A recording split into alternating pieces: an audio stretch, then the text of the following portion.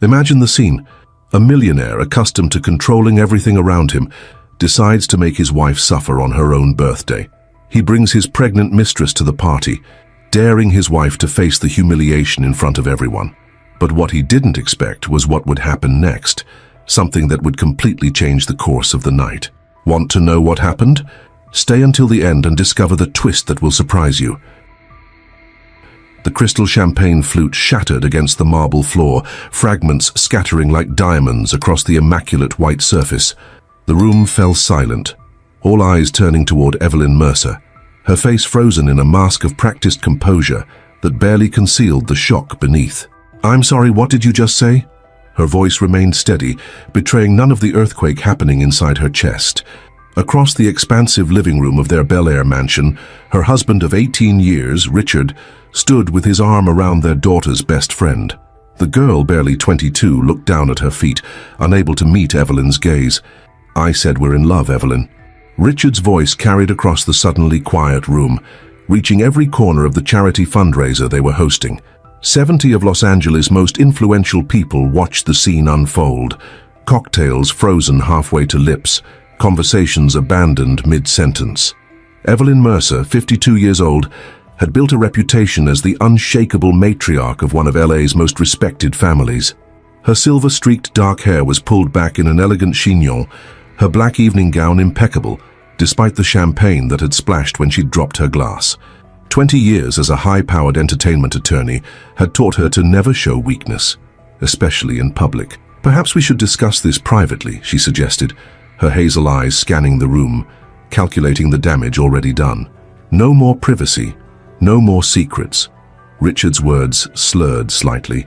3 scotches too many had clearly emboldened him. "I've lived behind closed doors for too long."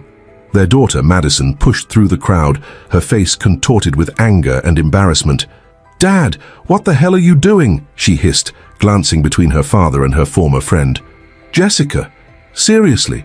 Jessica's eyes remained fixed on the floor, her hands clutching a small diamond pendant, one Evelyn recognized immediately as the gift Richard had told her was lost in the mail on their anniversary 3 months ago.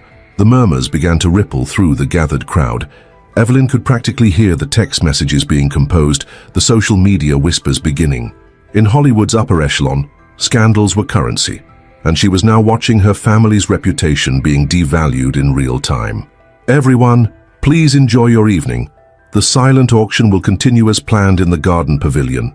Evelyn's voice carried the authority of someone used to controlling rooms full of studio executives. The servers will be circulating with more champagne momentarily. With practiced grace, she crossed the room, her composure never faltering despite feeling as though the floor might give way beneath her at any moment. She placed a gentle hand on her daughter's shoulder. "Madison, would you please make sure our guests are attended to?" It wasn't really a question. Madison, 27, and the spitting image of her mother with the same direct gaze and determined chin, understood immediately. Public face first, private catastrophe later. It was the Mercer family way. "Of course, Mom." Madison straightened her shoulders, throwing one last disgusted look at her father before turning to shepherd the gawking guests toward the gardens. Evelyn guided Richard and Jessica toward her home office with a firm grip that suggested no argument would be tolerated. Once inside, she closed the heavy oak door with a soft click that somehow sounded more final than a slam. 18 years of marriage, and this is how you choose to end it? By humiliating me in front of everyone who matters in this town. The careful composure slipped just enough for Richard to glimpse the fury beneath. Richard ran a hand through his silver-peppered brown hair, some of his bravado fading now that they were away from the audience. "It wasn't planned. I just couldn't keep living this lie." "Which lie exactly?" Evelyn's voice was dangerously calm. "The lie where you're a faithful husband? Or the lie where you're not sleeping with our daughter's college roommate?" Jessica flinched at the ice in Evelyn's tone. "Mrs. Mercer, I never meant—" "Stop talking." Evelyn didn't raise her voice, but Jessica fell silent immediately.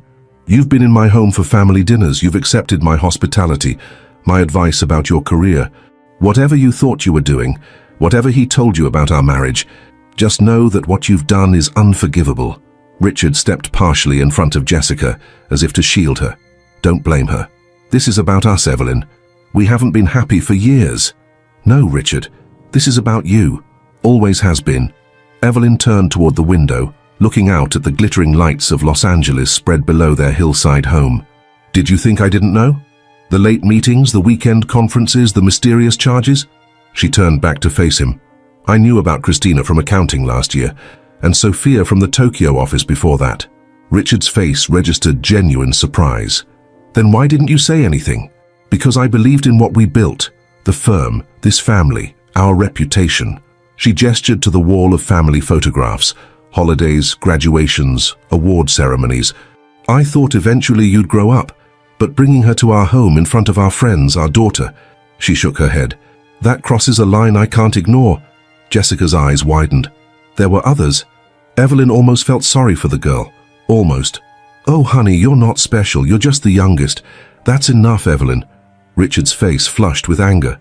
You don't get to act like the victim here. You were never there. Always working, always at the office. What did you expect? The accusation hit its mark. Evelyn had worked tirelessly building her entertainment law practice while raising Madison and supporting Richard's production company. 80-hour weeks hadn't been uncommon, but she'd done it for them, for the family's security and future. What I expected was basic respect, she replied. Now here's what's going to happen. You two are going to leave, discreetly, through the service entrance. I'm going to return to our guests and salvage what's left of this evening. Tomorrow you can have your assistant arrange to collect your things when I'm at the office. Richard's jaw tightened. And if I refuse?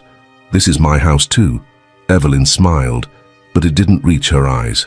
Richard, you seem to have forgotten who represents half the judges in this county, who helped build your company's contracts from the ground up, with very specific clauses about moral conduct and public embarrassment.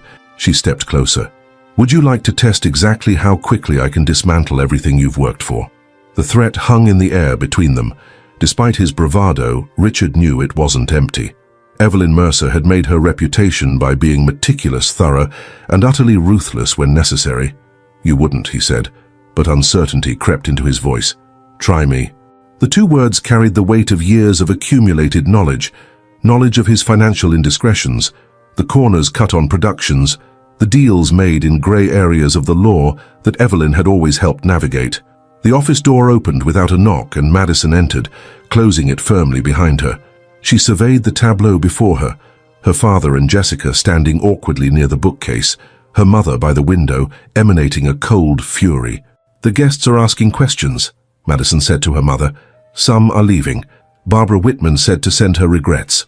Evelyn nodded. Barbara's husband owned 3 major streaming platforms. The damage was already spreading. Your father and Jessica were just leaving, Evelyn said. Madison turned to Jessica, former friend and now her father's, whatever she was. My mother is being extraordinarily polite, given the circumstances.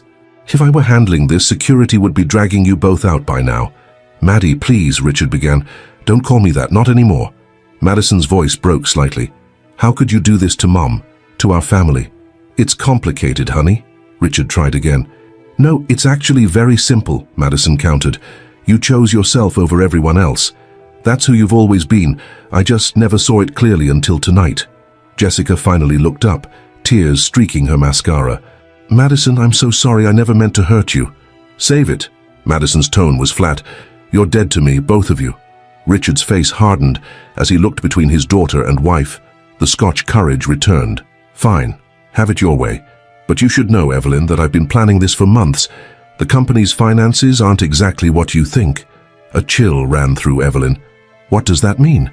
It means your threats won't work. There's nothing left to dismantle. He took Jessica's hand. Come on, Jess, we're not wanted here. As they moved toward the door, Evelyn found her voice. Richard, what have you done? He paused, hand on the doorknob. What I had to. For years I lived in your shadow, the great Evelyn Mercer's husband. Now I'm reclaiming my life. He looked back, something like regret crossing his features. I truly am sorry it had to be this way. Then they were gone, leaving Evelyn and Madison alone in the suddenly too quiet office. Mom? Madison's voice was small, reminiscent of when she was a child afraid during thunderstorms. Evelyn straightened her spine, adjusted her necklace, and took a deep breath. We need to get back to our guests. Always the professional, always in control. Screw the guests. What did Dad mean about the finances? Evelyn's mind was already racing, calculating. Richard had access to their joint accounts, the house equity, their investment portfolio. But more concerningly, as CEO of Mercer Productions, he had access to the company's resources. "I don't know," she admitted, "but I intend to find out." Her phone buzzed with an incoming email, then another, and another. She glanced down to see notifications flooding in, alerts from their bank, their financial advisor, their accountant, all marked urgent. Madison looked over her shoulder at the screen, her face paling. "Mom, what's happening?" Evelyn opened the first email from their family accountant. Evelyn, multiple large transfers initiated from all accounts within the last hour. Attempted to halt, but authorization codes verified. "Call me immediately." The second email was from their bank's fraud department. "Mrs. Mercer, we've detected suspicious activity on all associated accounts. Total transfers exceeding $4.3 million to offshore accounts. Please confirm if authorized." The third was from Richard himself, sent just minutes ago. "Evelyn, by the time you read this, it will be too late. I've taken what I deserve after years of living in your shadow. Don't bother trying to find me. Consider this the price of your freedom." Evelyn's hand trembled for the first time that evening. Her carefully constructed world wasn't just cracking, it was imploding. 18 years of marriage, her family's security, her reputation as one of the shrewdest legal minds in Hollywood, all potentially destroyed in a single evening. "Mom?" Madison's voice seemed to come from far away. "What are we going to do?" Evelyn set the phone down deliberately, something shifting behind her eyes. The shock and hurt were still there, but something else was emerging, something harder, more determined. Richard had made a critical error in judgment. He'd built his betrayal on the assumption that public humiliation would devastate her into inaction, that emotional wounds would cloud her legendary strategic thinking. He had no idea what he'd just unleashed. "First," Evelyn said, her voice finding new strength, "we're going to finish this event and show everyone that the Mercer women can't be broken by a man's betrayal." She picked up a tissue and carefully blotted a spot of champagne from her dress. "And then, Madison, we're going to destroy him." The charity event ended at midnight with half the guests gone and the other half lingering to witness the aftermath of the scandal. Evelyn maintained her composure throughout, accepting sympathetic touches on her arm with gracious nods, while her mind calculated her next moves. When the last Mercedes pulled away from the circular driveway, she locked the front door and turned to find Madison already on her laptop at the kitchen island. "I've frozen the credit cards I could access," Madison said without looking up, "changed passwords on our shared cloud accounts and contacted the family attorney." Evelyn studied her daughter with a mixture of pride and concern. Madison had her mother's razor-sharp mind and efficiency, but beneath the focused exterior, Evelyn recognized the hurt child trying to process her father's betrayal. "It's 3 in the morning in New York," Evelyn noted, kicking off her heels and moving to the elaborate coffee machine. This would require caffeine, not wine. Madison glanced up briefly. Liam didn't mind. Said, "Family emergencies trump time zones." A ghost of a smile flickered across her face. "He's already filing emergency injunctions on all accounts Dad might access." The espresso machine hissed as Evelyn pressed buttons with practiced precision. "Good, but your father has had months to plan this, and he's been shadowing me long enough to know our standard legal countermoves." Madison's fingers paused over the keyboard. "What are you thinking?" "That we need someone who doesn't play by the rule book." Evelyn's phone buzzed again, and she glanced at the screen. "Mira's here." The security system chimed as the front door unlocked, and Mira Chen strode in without ceremony. At 45, Mira had the build of the competitive swimmer she'd been in college, with close-cropped salt and pepper hair and sharp eyes that missed nothing. She'd started as Evelyn's legal assistant 20 years ago and was now her right hand at the firm and closest friend. "I got your SOS," Mira said, setting her leather messenger bag on the counter. "Tell me everything, and don't leave out the juicy parts. Also, is that coffee?" Despite everything, Evelyn felt a small wave of relief wash over her. Mira had been through every crisis with her, professional and personal, since before Madison was born. While Evelyn quickly outlined the night's events, Mira pulled out her tablet and began taking notes. When Evelyn reached the part about the drained accounts, Mira's eyebrows shot up. "Total amounts?" she asked. "All business now." "At least $4.3 million confirmed so far," Madison answered. "But we think there's more." Dad's company email is already deactivated, and his assistant isn't answering calls. That's because Rebecca isn't just his assistant, Mira said, looking pointedly at Evelyn. She's also his cousin's daughter. Family loyalty will trump professional ethics every time. Evelyn absorbed this information with a slight nod. Another blind spot, another miscalculation. She'd vetted the girl's professional qualifications, but missed the family connection. We need to move quickly, Evelyn decided, pushing aside the personal betrayal to focus on the immediate threat. Mira, contact Judge Wilson in the morning. He owes me for keeping his son's DUI quiet last year. We need emergency orders freezing all Mercer Productions assets. Mira nodded, already typing. What about the house? Both your names are on the deed. And the mortgage, Evelyn added grimly, which has an acceleration clause if any payments are missed. I'd bet good money that Richard has already emptied the account that handles the automatic payments. Madison's face paled. He'd let the house go into foreclosure? Just like that? Collateral damage, Evelyn said, her voice hardening. He knows how much this house means to me. To us. The 3-story Bel Air mansion had been Evelyn's dream, purchased 10 years ago after winning a landmark case against a major studio. Every room had been personally designed to create the perfect family home, the home she'd never had growing up with a single mother in a small apartment in East LA. Mira's sharp eyes caught the flicker of pain on her friend's face. I'll have my real estate contact do a quick market assessment tomorrow, just in case. Madison slammed her laptop closed suddenly. This is insane. 12 hours ago we were a normal family. Now we're talking about losing our home? Her voice cracked with emotion. How could Dad do this? Evelyn crossed to her daughter, wrapping her in a tight embrace. Madison stiffened momentarily before collapsing against her mother, tears finally breaking through her composed facade. I don't know, sweetheart, Evelyn whispered, stroking her daughter's hair. But I promise you we'll get through this. Over Madison's shoulder, Evelyn's eyes met Mira's. A silent understanding passed between them. Getting through this wouldn't be enough. Richard needed to pay for what he'd done.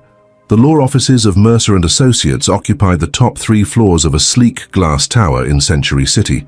Evelyn had built the firm from nothing, specializing in entertainment law and becoming the go-to attorney for Hollywood's elite.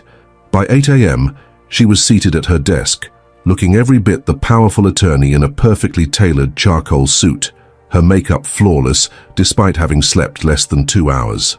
The vultures are circling, her assistant Dominic announced as he entered with her second coffee of the morning. He placed a stack of messages on her desk, 3 tabloids, 2 industry newsletters, and Variety all calling for comments on your domestic situation. Evelyn took the coffee without looking up from her computer.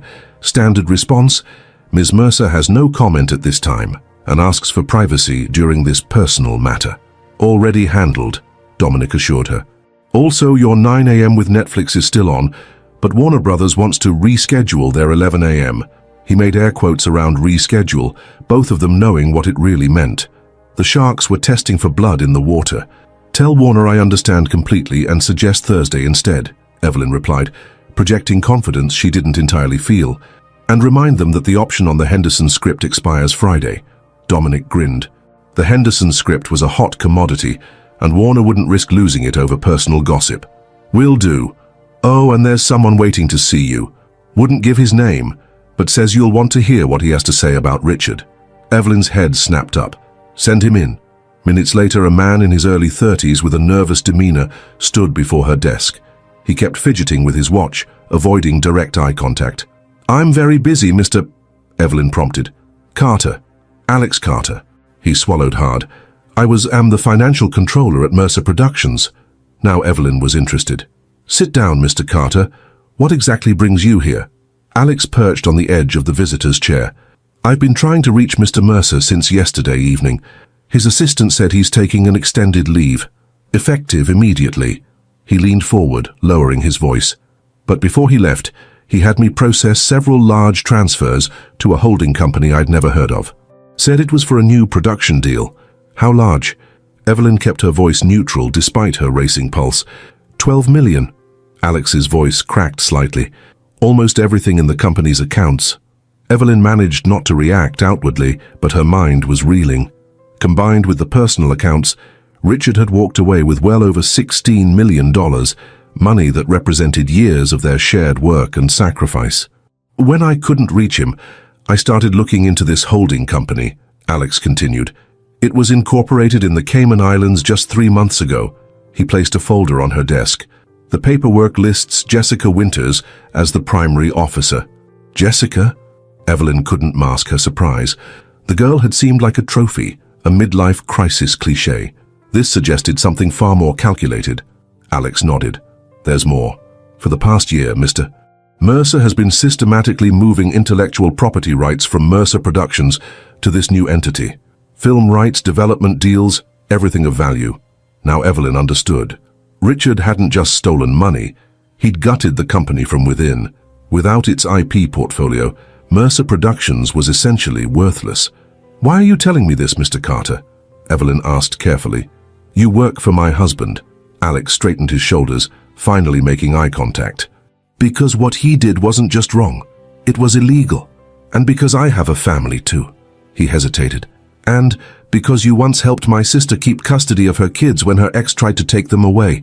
She couldn't afford your fees, but you took her case anyway. Evelyn vaguely remembered the case from years earlier, a pro bono matter she'd taken on after hearing about the woman's situation through a mutual acquaintance. She'd forgotten the details, but clearly the gesture had meant something to Alex. I appreciate your integrity, Mr. Carter, she said sincerely. Is there anything else you can tell me about my husband's plans or whereabouts? Alex shook his head. He was careful, but he reached into his pocket and slid a small USB drive across the desk. These are copies of all the transactions, corporate records and emails I could access, including some exchanges between Mr. Mercer and Ms. Winters going back almost a year. Evelyn's fingers closed around the drive. Evidence, ammunition. Thank you, Mr. Carter. You've taken a significant risk coming here.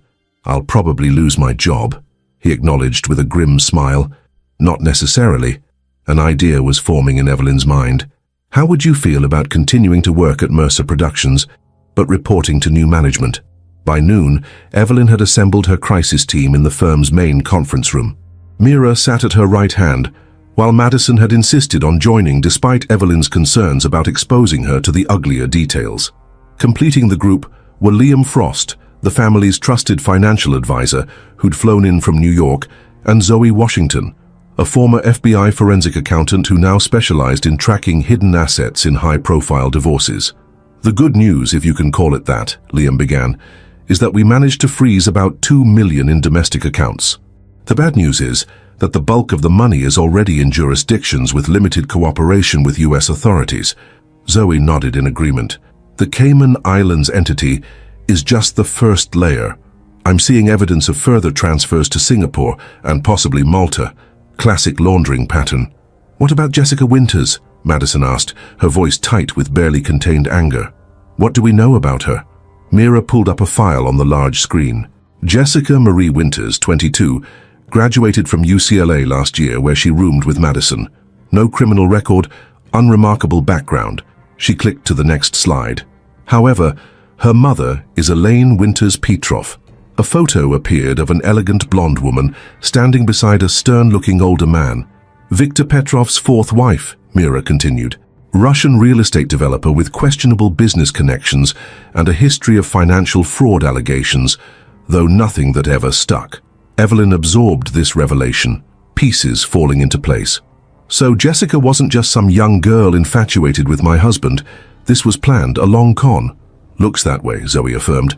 The timeline suggests Jessica was placed deliberately to get close to your family. Her chance assignment as Madison's roommate was probably engineered. Madison looked physically ill. She was my friend for 3 years. She came home with me for holidays. Her voice trailed off, the magnitude of the betrayal sinking in. Evelyn reached for her daughter's hand, squeezing it gently. Another layer of violation, not just her husband's betrayal, but the calculated targeting of her child. There's something else, Mira added reluctantly. The company's insurance policies were all modified 6 months ago. The corporate liability coverage was downgraded, but Richard's life insurance policy was increased to $5 million, with Jessica listed as the contingent beneficiary. A chill settled over the room as the implications became clear. He never planned to grow old with her, Evelyn said slowly. She's his exit strategy. Once they've secured the money, What's to stop her from ensuring she gets the insurance payout too? We need to find him, Madison insisted. Before she couldn't finish the sentence. Liam cleared his throat. There's a more immediate problem. Without the company's assets or cash reserves, you're looking at serious liquidity issues. The firm can keep operating, but Mercer Productions is essentially a shell now, and the personal accounts are nearly empty. What about the house payments? Madison asked anxiously. I've covered the next 3 months from my personal emergency fund, Evelyn assured her. But Liam's right. We need to think strategically about our financial position going forward. You should sell the house, Mira suggested gently. It's your biggest asset, and given the market. No. Evelyn's tone left no room for argument. Richard knows that's what I'd be forced to do. He's counting on it. I won't give him the satisfaction. An uncomfortable silence fell over the group. Evelyn had always been the voice of pragmatic reason, but this refusal to consider the obvious solution surprised them. Mom, Madison began carefully. If we can't afford... I said no. Evelyn stood abruptly, moving to the window that overlooked the Los Angeles skyline. I came from nothing, built all of this from nothing. She gestured to the view. I will not go backward. We find another way. Zoe, who had been quietly studying her tablet, looked up. There might be another option. It's not exactly by the book, but it could work. All eyes turned to her. We know Richard and Jessica are moving money through multiple jurisdictions, but they'll need to surface eventually, Zoe explained. When they do, if we can document illegal activity, fraud, money laundering, tax evasion, we could potentially trigger asset seizure. And how do we document their activities if they're offshore? Liam asked skeptically. Zoe's lips curved in a slight smile. I have contacts from my FBI days, people who operate in gray areas when it comes to information gathering. You're talking about hackers, Madison said. I prefer specialized financial investigators, Zoe replied with a shrug, but essentially yes. Evelyn turned from the window, her expression unreadable. The old Evelyn, the strictly ethical, by-the-book attorney, would never consider such methods, but that Evelyn hadn't watched her husband drain their accounts and run off with her daughter's friend. Do it, she decided. But I don't want details, just results. Mira exchanged concerned glances with Liam. This new, harder Evelyn was venturing into dangerous territory. The conference room door opened suddenly and Dominic rushed in, his usually calm demeanor visibly shaken. Ms. Mercer, he said urgently, you need to see this immediately. He handed Evelyn his tablet, open to a breaking news article. The headline made her blood run cold. Hollywood producer Richard Mercer, named in federal investigation of financial crimes and connections to organized crime. Below the headline was a photo of Richard and Jessica boarding a private jet, and further down, a picture of Evelyn herself, captioned, Sources question how much prominent attorney Evelyn Mercer knew about her husband's alleged criminal activities. They're trying to drag you down with him, Mira whispered, reading over Evelyn's shoulder. No, Evelyn said, her voice deadly calm as she processed this new attack. He's making sure that even if I find him, I'll be too busy defending myself to come after him. She handed the tablet back to Dominic. Get the crisis management team in here, now. As the room erupted into activity, Evelyn's phone buzzed with an incoming text. Unknown number, foreign area code. The message was simple. You should have paid more attention to your marriage than your career. Enjoy the fallout, darling. Just 3 weeks into the crisis, Evelyn sat alone in her home office, the glow of her laptop screen illuminating her face in the darkened room. Sleep had become a luxury she couldn't afford. The federal investigation into Richard's business dealings had expanded to include scrutiny of her law firm's involvement with Mercer Productions. 2 major clients had already jumped ship, citing reputational concerns. She scrolled through the latest batch of emails Zoe had recovered from Richard's secret accounts. The evidence of his betrayal had been meticulously documented. His relationship with Jessica had indeed begun over a year ago, with clear indications that her connection to Madison had been deliberately engineered. A soft knock at the door interrupted her thoughts. Come in, she called, not looking up. Madison entered, carrying 2 mugs of tea. It's 2 a.m. You should sleep. Evelyn accepted the steaming mug gratefully. I'll sleep when we find him. Madison settled into the chair opposite her mother's desk. At 27, she had her mother's determination, but tempered with a gentleness Evelyn sometimes envied. These past weeks had aged them both, etching new lines around Madison's eyes that hadn't been there before. "Anything new?" Madison asked, nodding toward the screen. "Just more evidence of how thoroughly your father planned this." Evelyn closed the laptop, too exhausted to shield her daughter from the ugliness anymore. The company accounts were being drained for months. Small amounts, nothing that would trigger alerts. Madison's jaw tightened.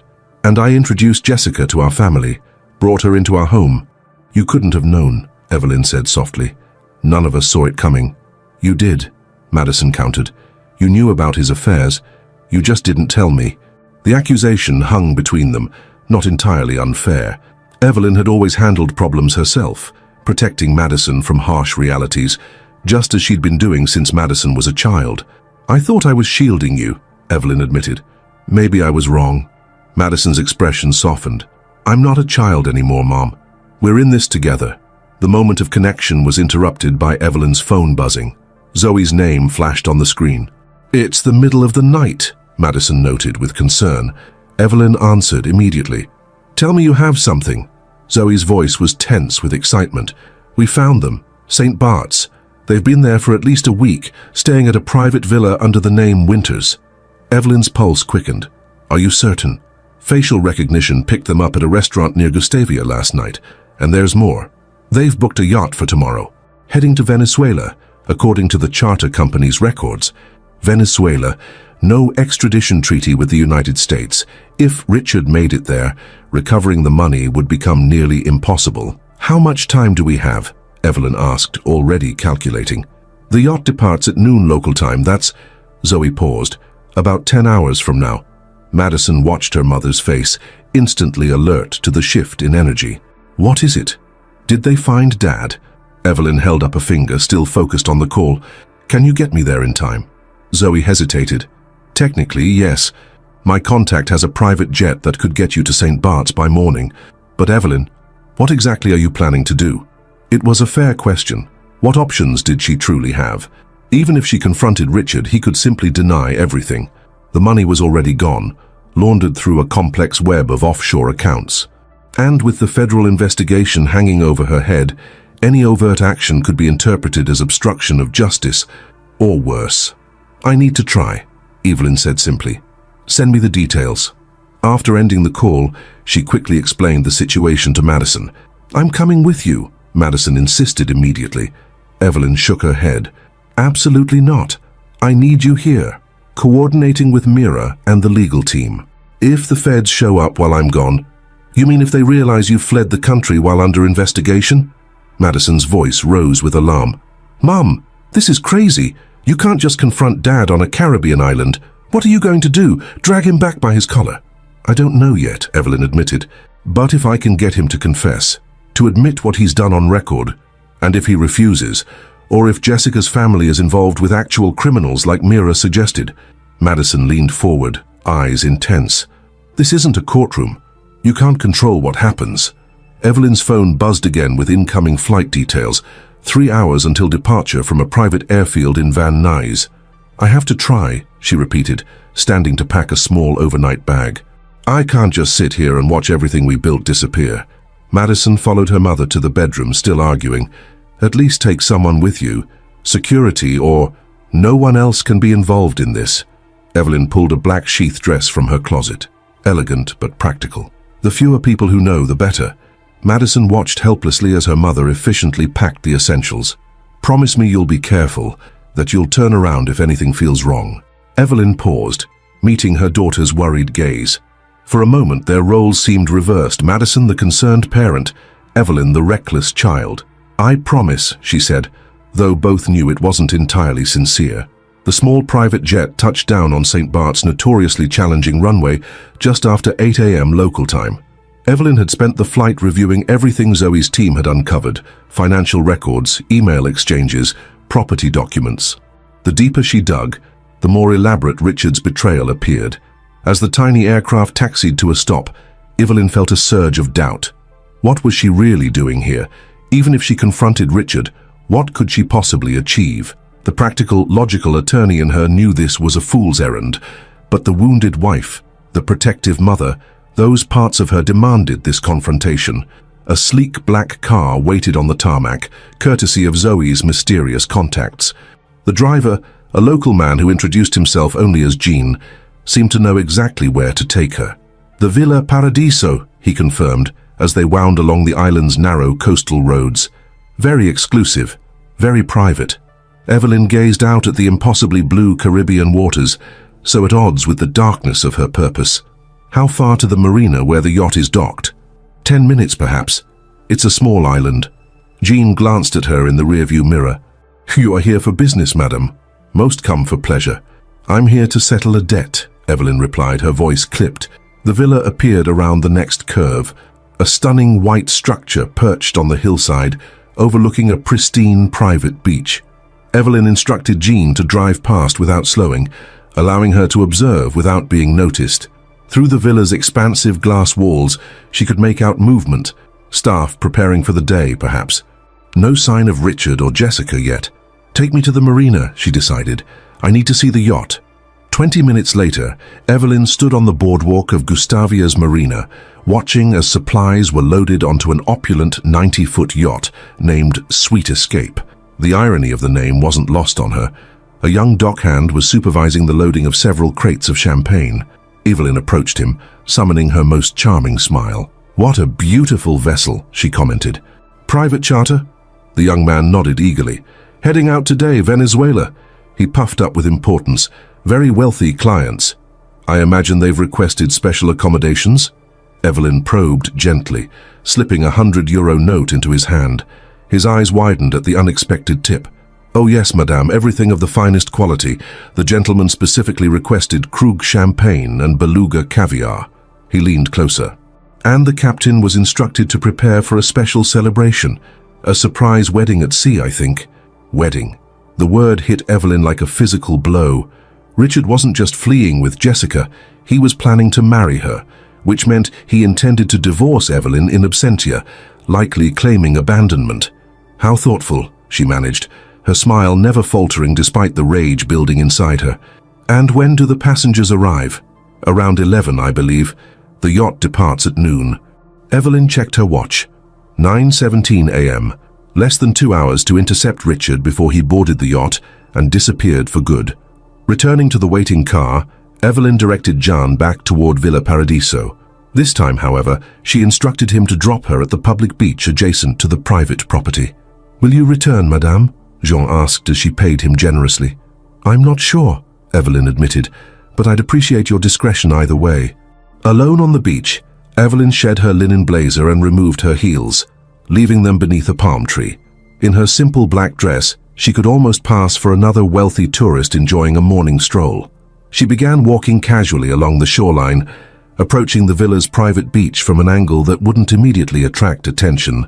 As she drew closer, Evelyn spotted them, Richard and Jessica lounging on the villa's oceanfront terrace, enjoying what appeared to be a leisurely breakfast. The sight of her husband of 18 years sitting across from the young woman, both laughing carelessly, sent a wave of cold fury through Evelyn. She was close enough now to see details. Jessica wearing what looked like new diamond earrings, Richard in expensive linen pants she'd never seen before. The evidence of their spending spree with stolen money was on full display. Evelyn paused behind a rock formation at the edge of the private beach, considering her approach. Direct confrontation seemed unwise.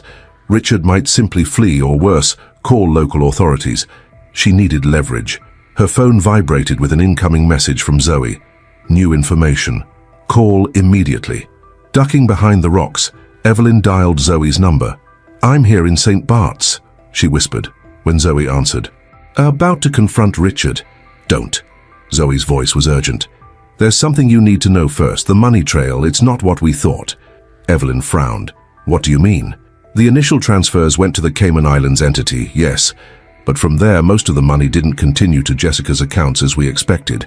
It went to a series of numbered accounts linked to Victor Petrov, Jessica's stepfather," Evelyn said, watching the couple on the terrace. Richard had his arm around Jessica now, his hand resting possessively on her waist. "Yes, but there's more. Petrov isn't just some shady businessman. He's under active investigation by multiple agencies for money laundering for the Russian mafia. And the pattern of transfers from Richard's accounts looks exactly like payment for services rendered." A cold realization dawned on Evelyn. Richard was laundering money through his production company. Looks that way, Zoe confirmed. And given the timing of when these transfers began, he's been doing it for years, Evelyn finished, pieces suddenly falling into place.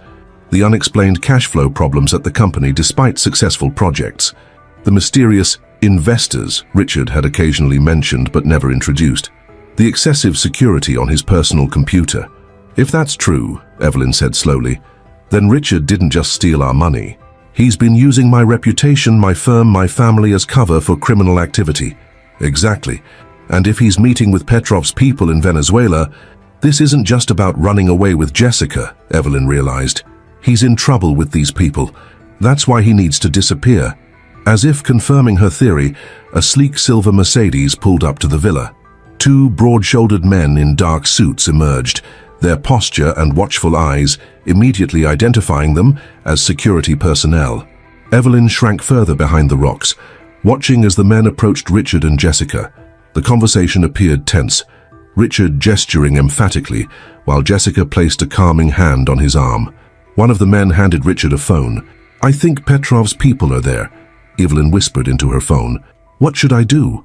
Before Zoe could answer, Evelyn heard a sound behind her, footsteps on sand. She turned to find a third security man standing over her, his expression impassive, hand inside his jacket in a way that suggested he was armed.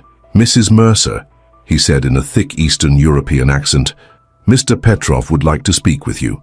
The villa's interior was as luxurious as its exterior, all white marble and glass, with breathtaking ocean views from every room. Evelyn was escorted through the open living area to the terrace where Richard and Jessica sat frozen in shock at her appearance. "Evelyn?" Richard gasped, his face draining of color. "How?" "Hello, Richard," she replied coolly, taking in his panicked expression with grim satisfaction. "Lovely vacation spot, though I'm surprised you can afford it on a stolen budget." Jessica stood abruptly, knocking over her mimosa. "You shouldn't be here. And yet, here I am." Evelyn turned to the security men. "I believe Mr. Petrov wanted to speak with me." As if on cue, the phone on the table buzzed. One of the guards picked it up, activating the speaker function. "Mrs. Mercer," a deep, accented voice emanated from the device. "I apologize for not welcoming you in person. Travel restrictions, you understand." "Mr. Petrov, I presume," Evelyn replied, maintaining her composure despite the surreal situation. "I'm afraid I don't entirely understand what's happening here." "No, I imagine you don't." Petrov's voice carried an edge of amusement. "Your husband has been misleading many people, including you, including me." Richard's eyes darted frantically between the phone and Evelyn. "Victor, I can explain, the money is coming." Silence. The single word from Petrov was enough to make Richard flinch. "Mrs. Mercer, are you aware that your husband has been using your production company to launder money for certain business associates of mine for the past 5 years?" "I'm becoming aware," Evelyn said carefully, watching Richard's face crumple with fear. "And are you aware that he recently attempted to, double-cross these associates by keeping a significant portion of the funds for himself?" Now everything clicked into place. Richard hadn't just been stealing from her, he'd been stealing from dangerous criminals. "I was not aware of that, no," Evelyn admitted, "though it doesn't surprise me." Jessica moved closer to Richard, her earlier confidence replaced by visible terror. "Victor, please. We were going to return the money. Richard just needed time." "Time which has now expired," Petrov interrupted coldly. "However, Mrs. Mercer's unexpected arrival presents an interesting opportunity." Evelyn felt the full attention of everyone on the terrace shift to her. She squared her shoulders, attorney instincts kicking in despite the danger. "What kind of opportunity, Mr. Petrov? Your husband has stolen $12 million from my associates. Money that must be returned with appropriate compensation for the inconvenience." "I don't have access to that money," Evelyn stated plainly.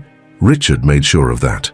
"No, but you have something potentially more valuable. Your legal expertise, your connections in Hollywood, your ability to continue the financial arrangements that Richard has so carelessly jeopardized." Ice formed in Evelyn's veins as she understood what Petrov was suggesting. He wanted her to take over Richard's money laundering operation, to compromise everything she'd built, everything she believed in. "And if I refuse?"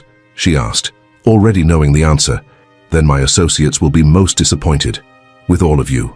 The threat hung in the air, unmistakable in its implication. Evelyn looked at Richard, the man she'd loved, built a life with, had a child with, now cowering in fear of the consequences of his actions. "I need time to consider," she said finally.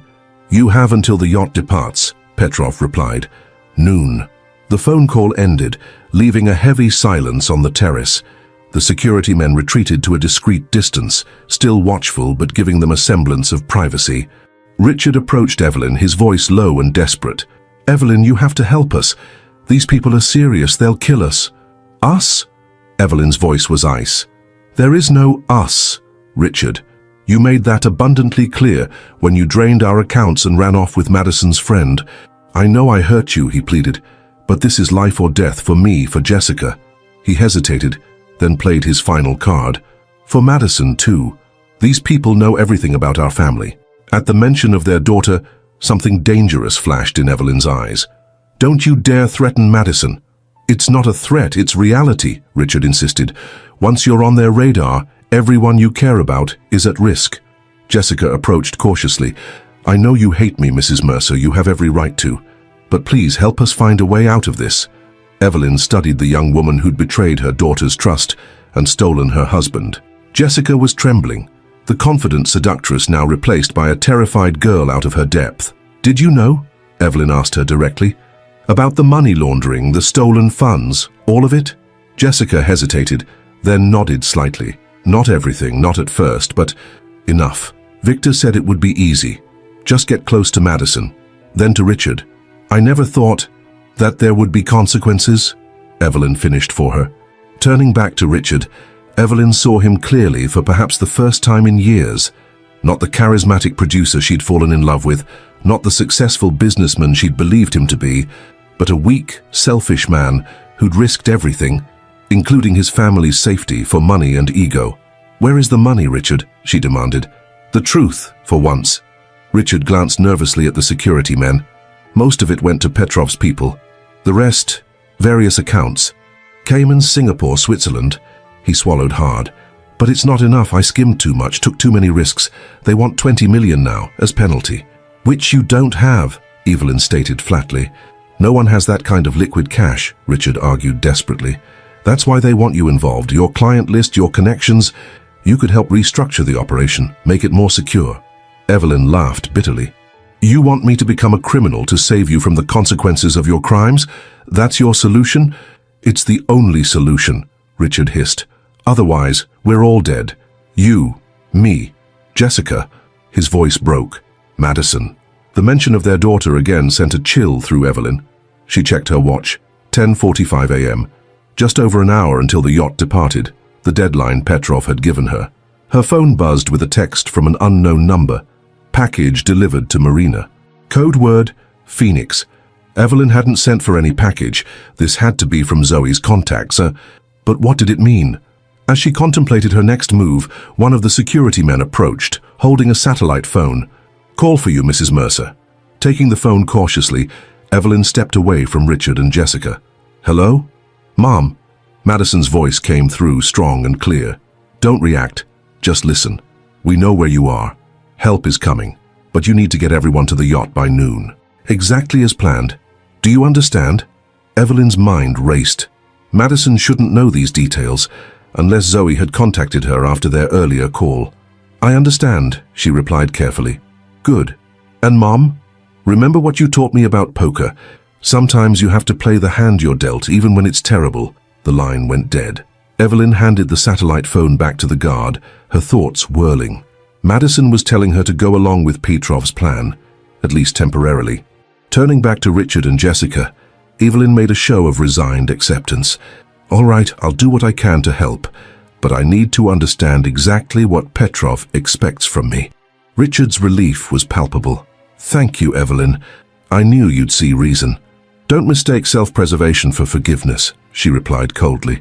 "Now tell me everything, starting with how deep this operation goes and who else is involved." As Richard began explaining the complex money laundering scheme, Evelyn's phone buzzed once more. Another text from the unknown number. "Phoenix activated. When on yacht?" Stay below deck at 12:15. Evelyn slipped her phone back into her pocket, careful to keep her expression neutral despite the cryptic message. Phoenix activated. Whatever Madison and Zoe had planned was already in motion. "The yacht is waiting," one of the security men announced, checking his watch. "We must leave now to meet the schedule." Richard nodded nervously, gathering his things. "Of course, we're ready." Jessica moved close to him, clutching his arm like a lifeline. The young woman's hand trembled visibly. Her earlier bravado completely evaporated now that she faced the consequences of her choices. The drive to the marina took less than 15 minutes, the security men flanking them in 2 separate vehicles.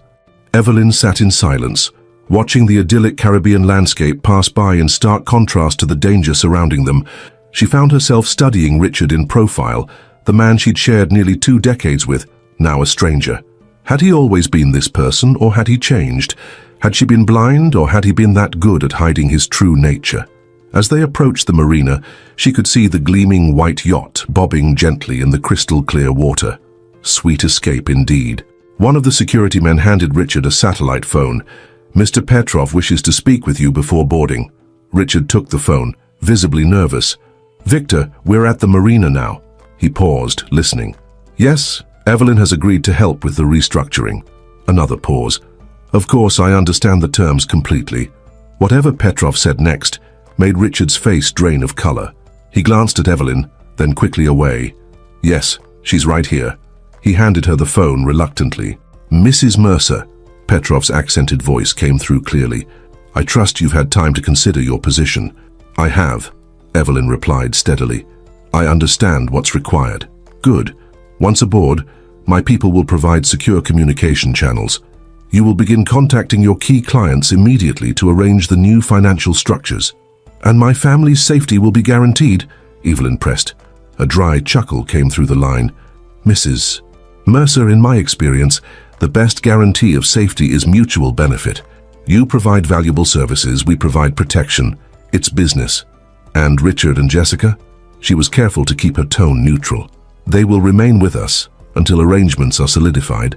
Consider them collateral." The implication was clear. They were hostages for her compliance.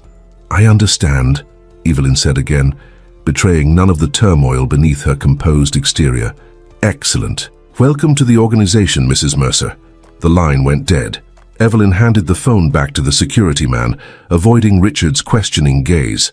The clock on her phone showed 11:50 a.m., 10 minutes until the yacht's scheduled departure.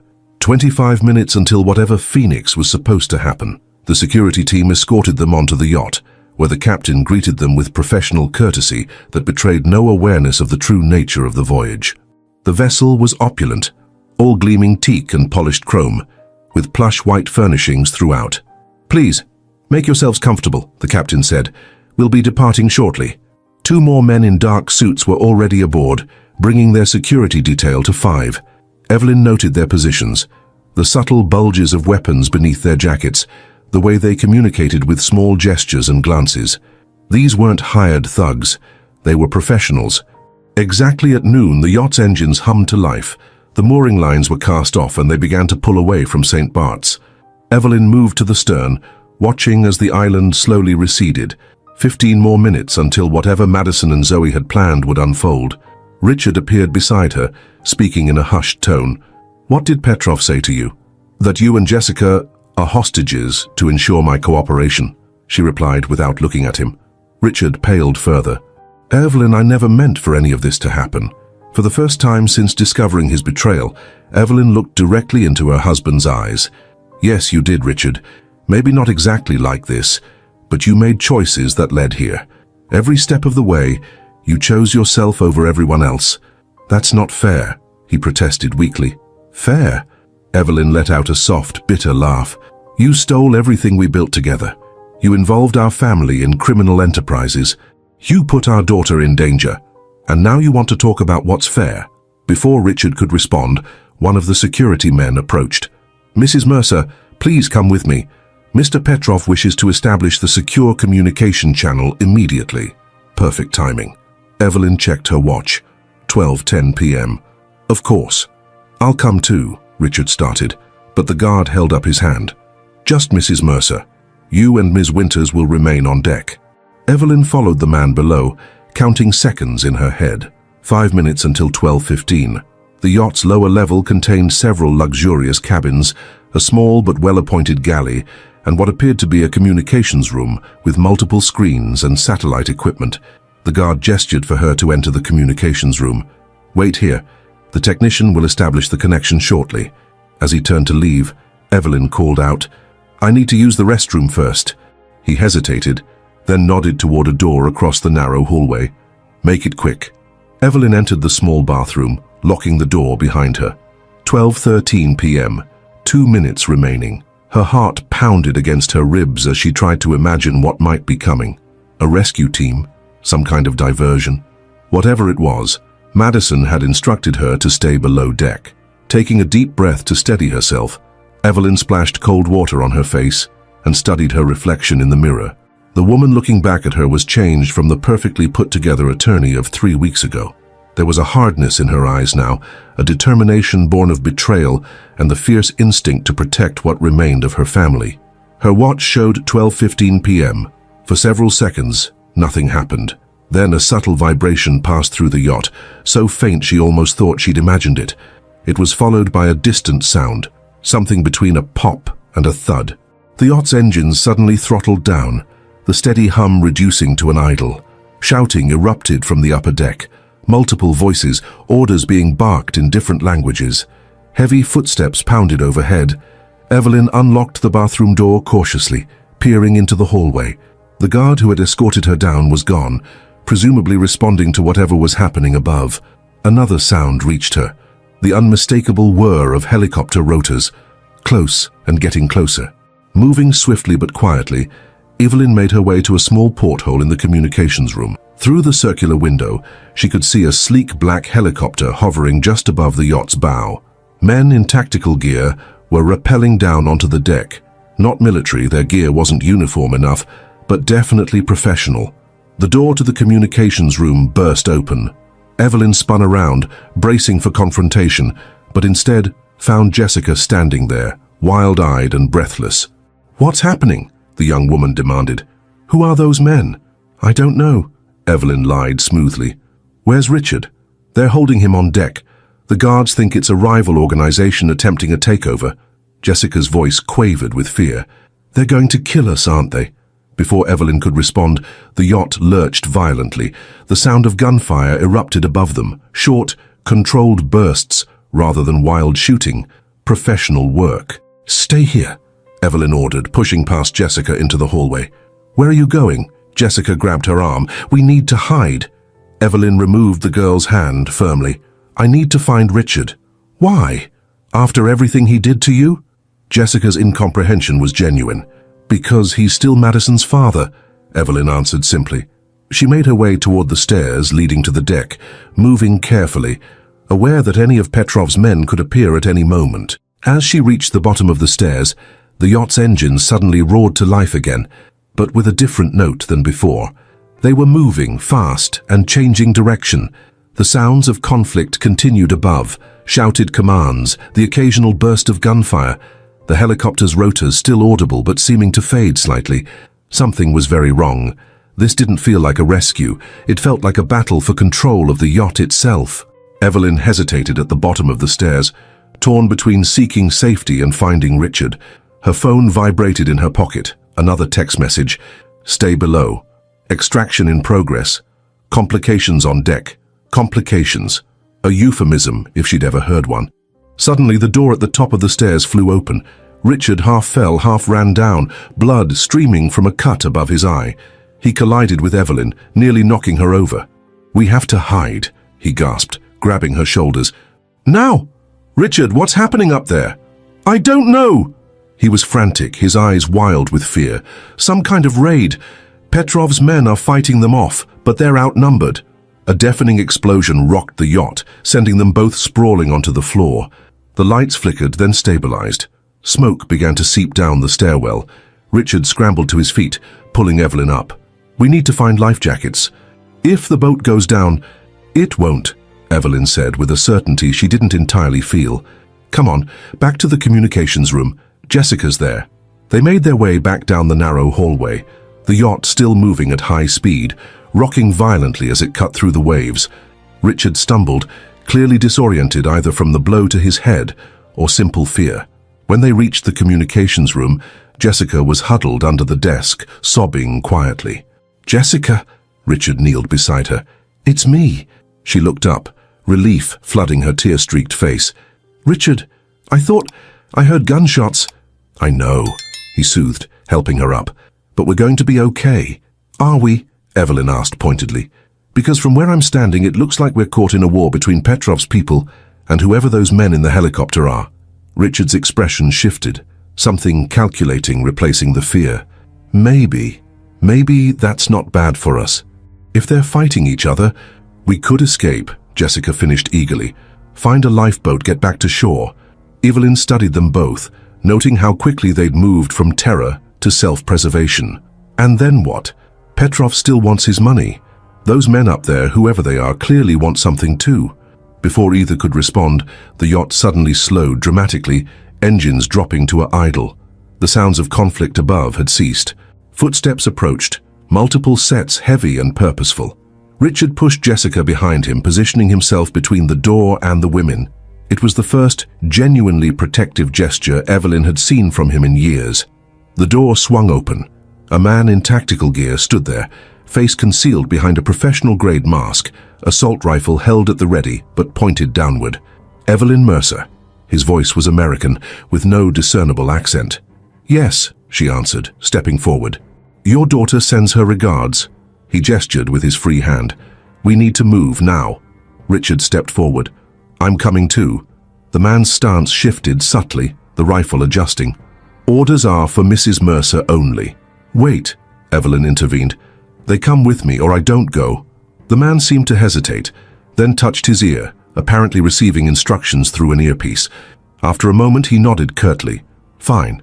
All of you. Move." They were escorted up to the deck, where the signs of battle were evident.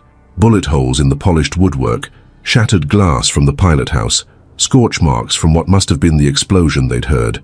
Petrov's security team was nowhere to be seen. The black helicopter hovered 20 feet above the yacht, a rope ladder dangling down to the deck. 3 more men in tactical gear secured the perimeter, weapons at the ready. "Ladies first," their escort said, gesturing to the ladder. Jessica looked terrified at the prospect of climbing the swaying ladder over open water. Evelyn stepped forward, placing a steadying hand on the young woman's back. "You can do this. Just take it one rung at a time." With trembling hands, Jessica began to climb. When she was halfway up, Evelyn turned to Richard. "You next." He hesitated, looking around wildly as if seeking another option. "Evelyn, I don't know who these people are. This could be a trap." "It's Madison," she said simply. "She sent help." Richard's eyes widened in disbelief. "Madison arranged this. How could she possibly—" "Because she's my daughter," Evelyn replied. "Now climb." Richard began his ascent, moving awkwardly but steadily. When he reached the helicopter, hands reached out to pull him inside. Evelyn approached the ladder last, but the tactical team leader stopped her with a light touch on her arm. "Mrs. Mercer," he said quietly, close to her ear so only she could hear. "You should know this isn't exactly a rescue mission." Cold apprehension washed over her. "What do you mean? Your daughter paid us to extract you. What happens after is not our concern." He pressed something into her hand, a small USB drive. "She said you'd need this." Before Evelyn could respond, a distant sound caught her attention. Engines, fast approaching. She turned to see 2 speedboats racing toward the yacht, each carrying what appeared to be more armed men. "Petrov's reinforcements," the team leader confirmed. "Time to go." Evelyn climbed the ladder quickly, her mind racing. As she reached the helicopter, hands pulled her aboard. The interior was sparse and utilitarian, clearly not a civilian aircraft. Richard and Jessica sat huddled together on a bench seat, safety harnesses already secured around them. As soon as Evelyn was safely inside, the helicopter banked sharply away from the yacht, rapidly gaining altitude and speed. Through the window, she watched as the speedboats reached the yacht, men swarming aboard. They'd escaped just in time. "Are you all right?" Richard shouted over the roar of the rotors. Evelyn nodded absently, her attention focused on the USB drive in her palm. What had Madison sent her? And what had the team leader meant about this not being a rescue mission? One of the helicopter crew handed her a headset, pointing to a switch on the side. When she put it on and activated it, the rotor noise was muffled, replaced by clear audio. "Mom," Madison's voice came through, slightly distorted but unmistakable. "Can you hear me?" "Madison," relief flooded through Evelyn. "Yes, I hear you. Are you safe?" "I'm fine. Are you hurt?" "Is Dad with you?" "We're both unharmed," Evelyn confirmed, watching Richard's face as he realized she was speaking to their daughter. "Jessica, too." A brief pause. "Good. Listen carefully. The helicopter is taking you to a private airfield in Puerto Rico. From there, a plane will bring you to a location I've arranged. Madison, how did you organize all this? These men are professionals. Let's just say Zoe's contacts are very effective when properly motivated." Madison's voice hardened slightly. "Did they give you the drive?" Evelyn clutched the small device tighter. "Yes. What's on it?" "Everything we need to take Dad down permanently," Madison answered without hesitation. "Financial records, communications with Petrov, evidence of years of money laundering, and a recorded confession from Jessica's mother about the whole scheme." Richard's face went slack with shock as he heard this through his own headset. Jessica looked confused, clearly unable to hear the conversation. "Madison," Evelyn said carefully, "what exactly are you planning?" "Justice, Mom. Dad stole from us, endangered us, betrayed us." Madison's voice trembled slightly with emotion. "He needs to pay for what he's done." Something in her daughter's tone sent a chill through Evelyn. This wasn't just about recovery anymore. This was revenge. "We'll discuss this when I see you," Evelyn said, trying to sound calm and reasonable. "Where exactly are we meeting?" Another pause, longer this time. "I won't be at the location, Mom. Not yet. There's something I need to take care of first." "Madison, whatever you're thinking, it's already done." Madison cut her off. "By the time you land, everything will be in motion. The evidence on that drive is insurance. Use it if needed, but only if needed." The line went silent. Evelyn tried calling Madison's name several times, but there was no response. The crew member who had given her the headset made a slashing motion across his throat. Communication terminated. Richard was staring at her, his face pale. "What is she doing, Evelyn? What has Madison done?" "I don't know," Evelyn admitted, a growing sense of dread settling in her stomach. "But I think our daughter just outplayed us both." The helicopter continued its journey across the Caribbean toward Puerto Rico, the bright tropical sun belying the dark uncertainties that lay ahead.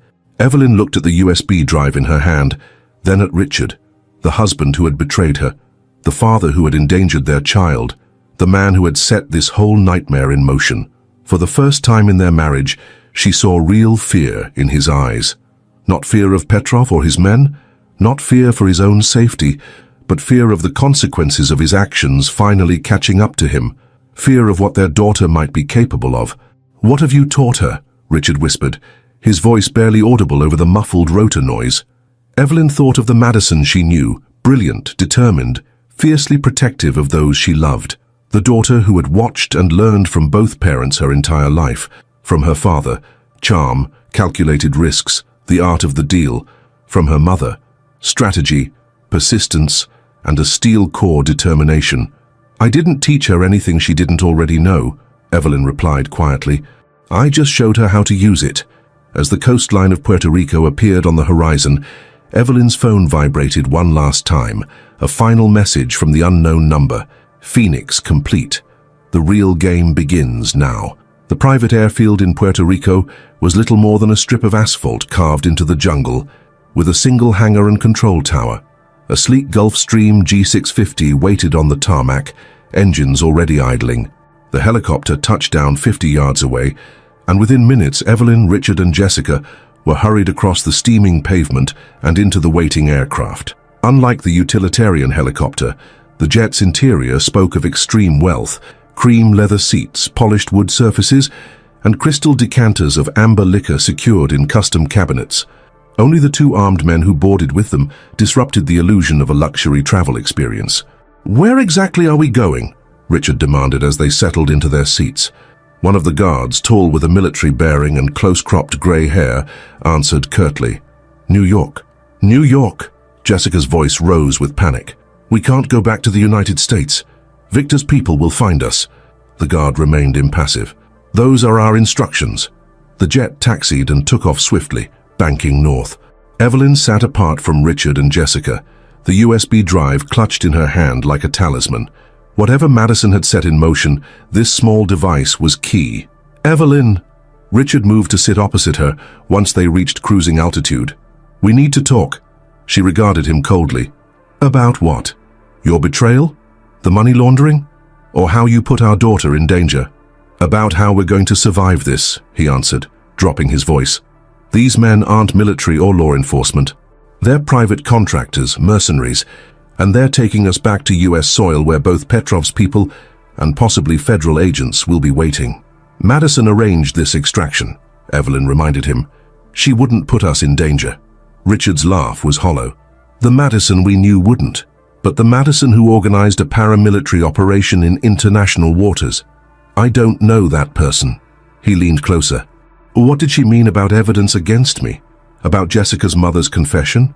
"I don't know yet," Evelyn admitted. She held up the USB drive. "But I intend to find out." She moved to the jet's small workstation where a laptop was secured to the table. Inserting the drive, she found a single folder labeled Phoenix, containing dozens of files, financial records, photographs, audio recordings, and video files. The first video file was labeled simply, "Watch Me First." Evelyn plugged in headphones and clicked play. Madison's face appeared on screen, her expression serious, determined in a way that reminded Evelyn startlingly of herself. "Mom, if you're watching this, the extraction was successful. I need you to listen carefully because we don't have much time." Madison explained that Zoe's investigation had uncovered far more than Richard's infidelity and theft. The money laundering operation was vast, involving several major studios and production companies in Hollywood.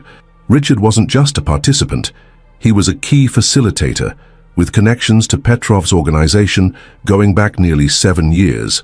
"Dad didn't just steal from us," Madison continued, her voice steady but with underlying anger. "He was planning to frame you as the mastermind. The federal investigation isn't coincidental.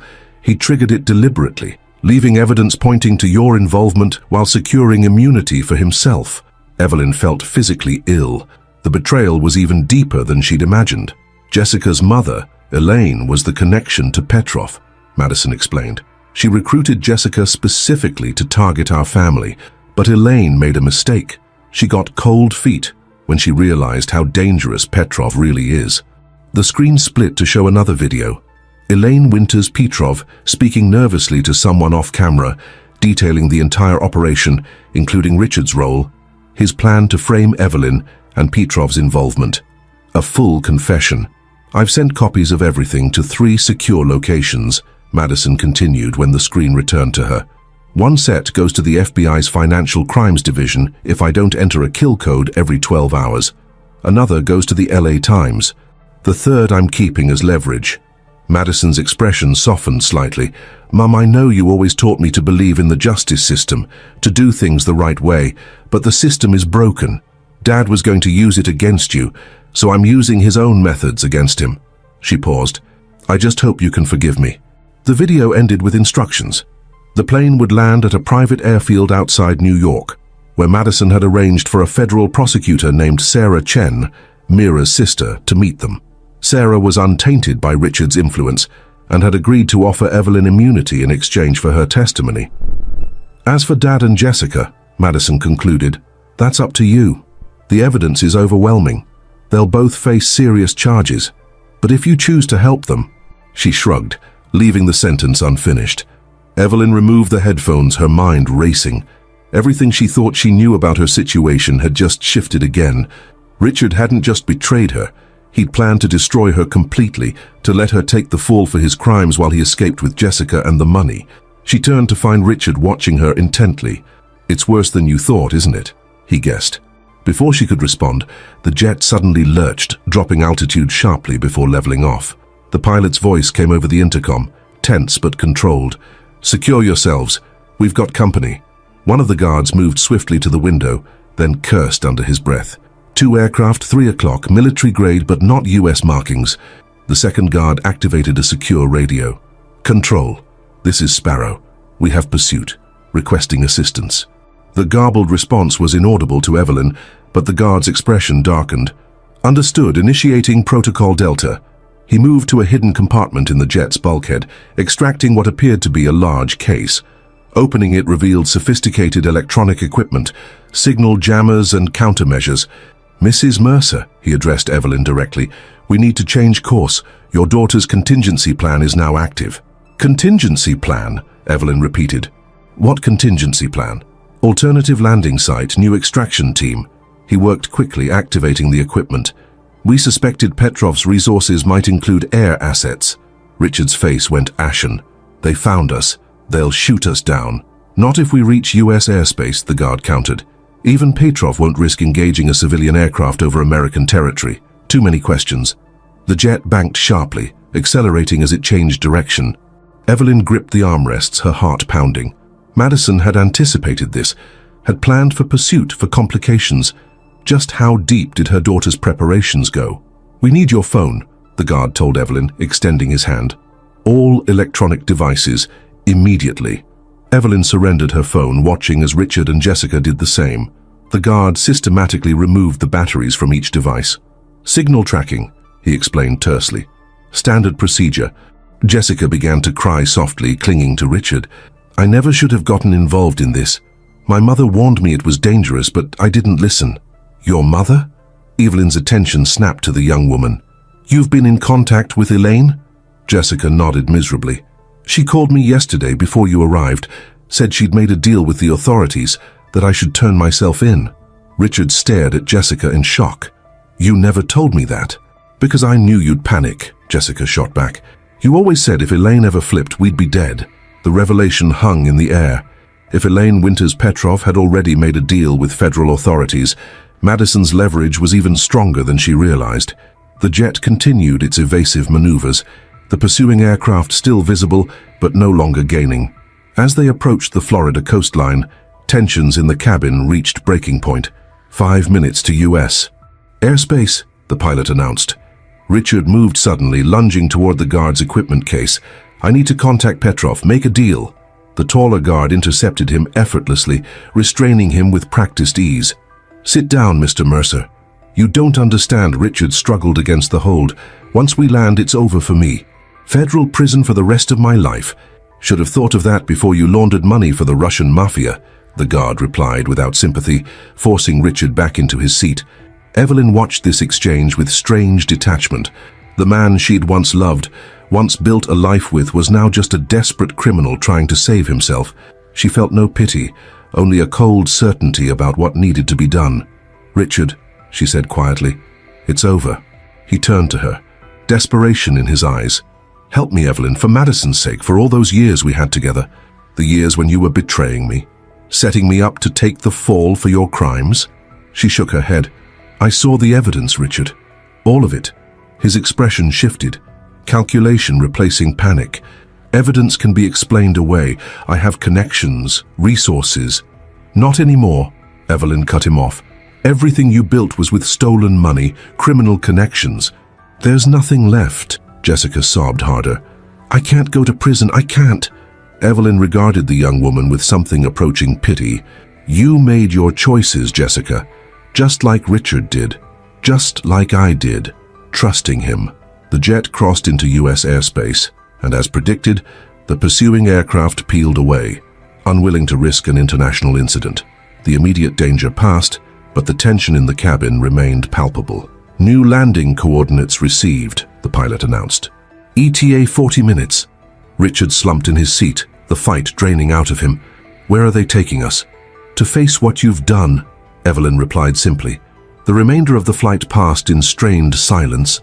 Evelyn reviewed more files from the USB drive, each revelation more damning than the last. Richard had been meticulous in his criminal enterprise, keeping detailed records of every transaction, every connection, arrogance that would now prove his undoing. As the jet began its descent, Evelyn found one final video file from Madison, labeled "For Mom Only." She plugged in the headphones again and pressed play. Madison's face appeared, her expression softer than before. "Mom, if you're watching this, you're almost home. I need you to know something important." She took a deep breath. "I didn't do this just for justice or revenge. I did it to protect you." She explained that 3 days after Richard disappeared, 2 men had come to the house looking for him. They'd threatened Madison, demanding to know where Richard had gone, warning that Evelyn would suffer if the money wasn't returned. "I never told you because I knew you'd try to handle it yourself," Madison continued. "But that's when I realized this wasn't just about Dad's betrayal, it was about our survival." Her eyes filled with tears. "I couldn't let them hurt you, Mum. Not after everything you've done for me." Evelyn's carefully maintained composure cracked. Her daughter had orchestrated this entire operation not just for justice, but to protect her mother, exactly as Evelyn had always tried to protect Madison. "I've made arrangements for you to start over," Madison concluded.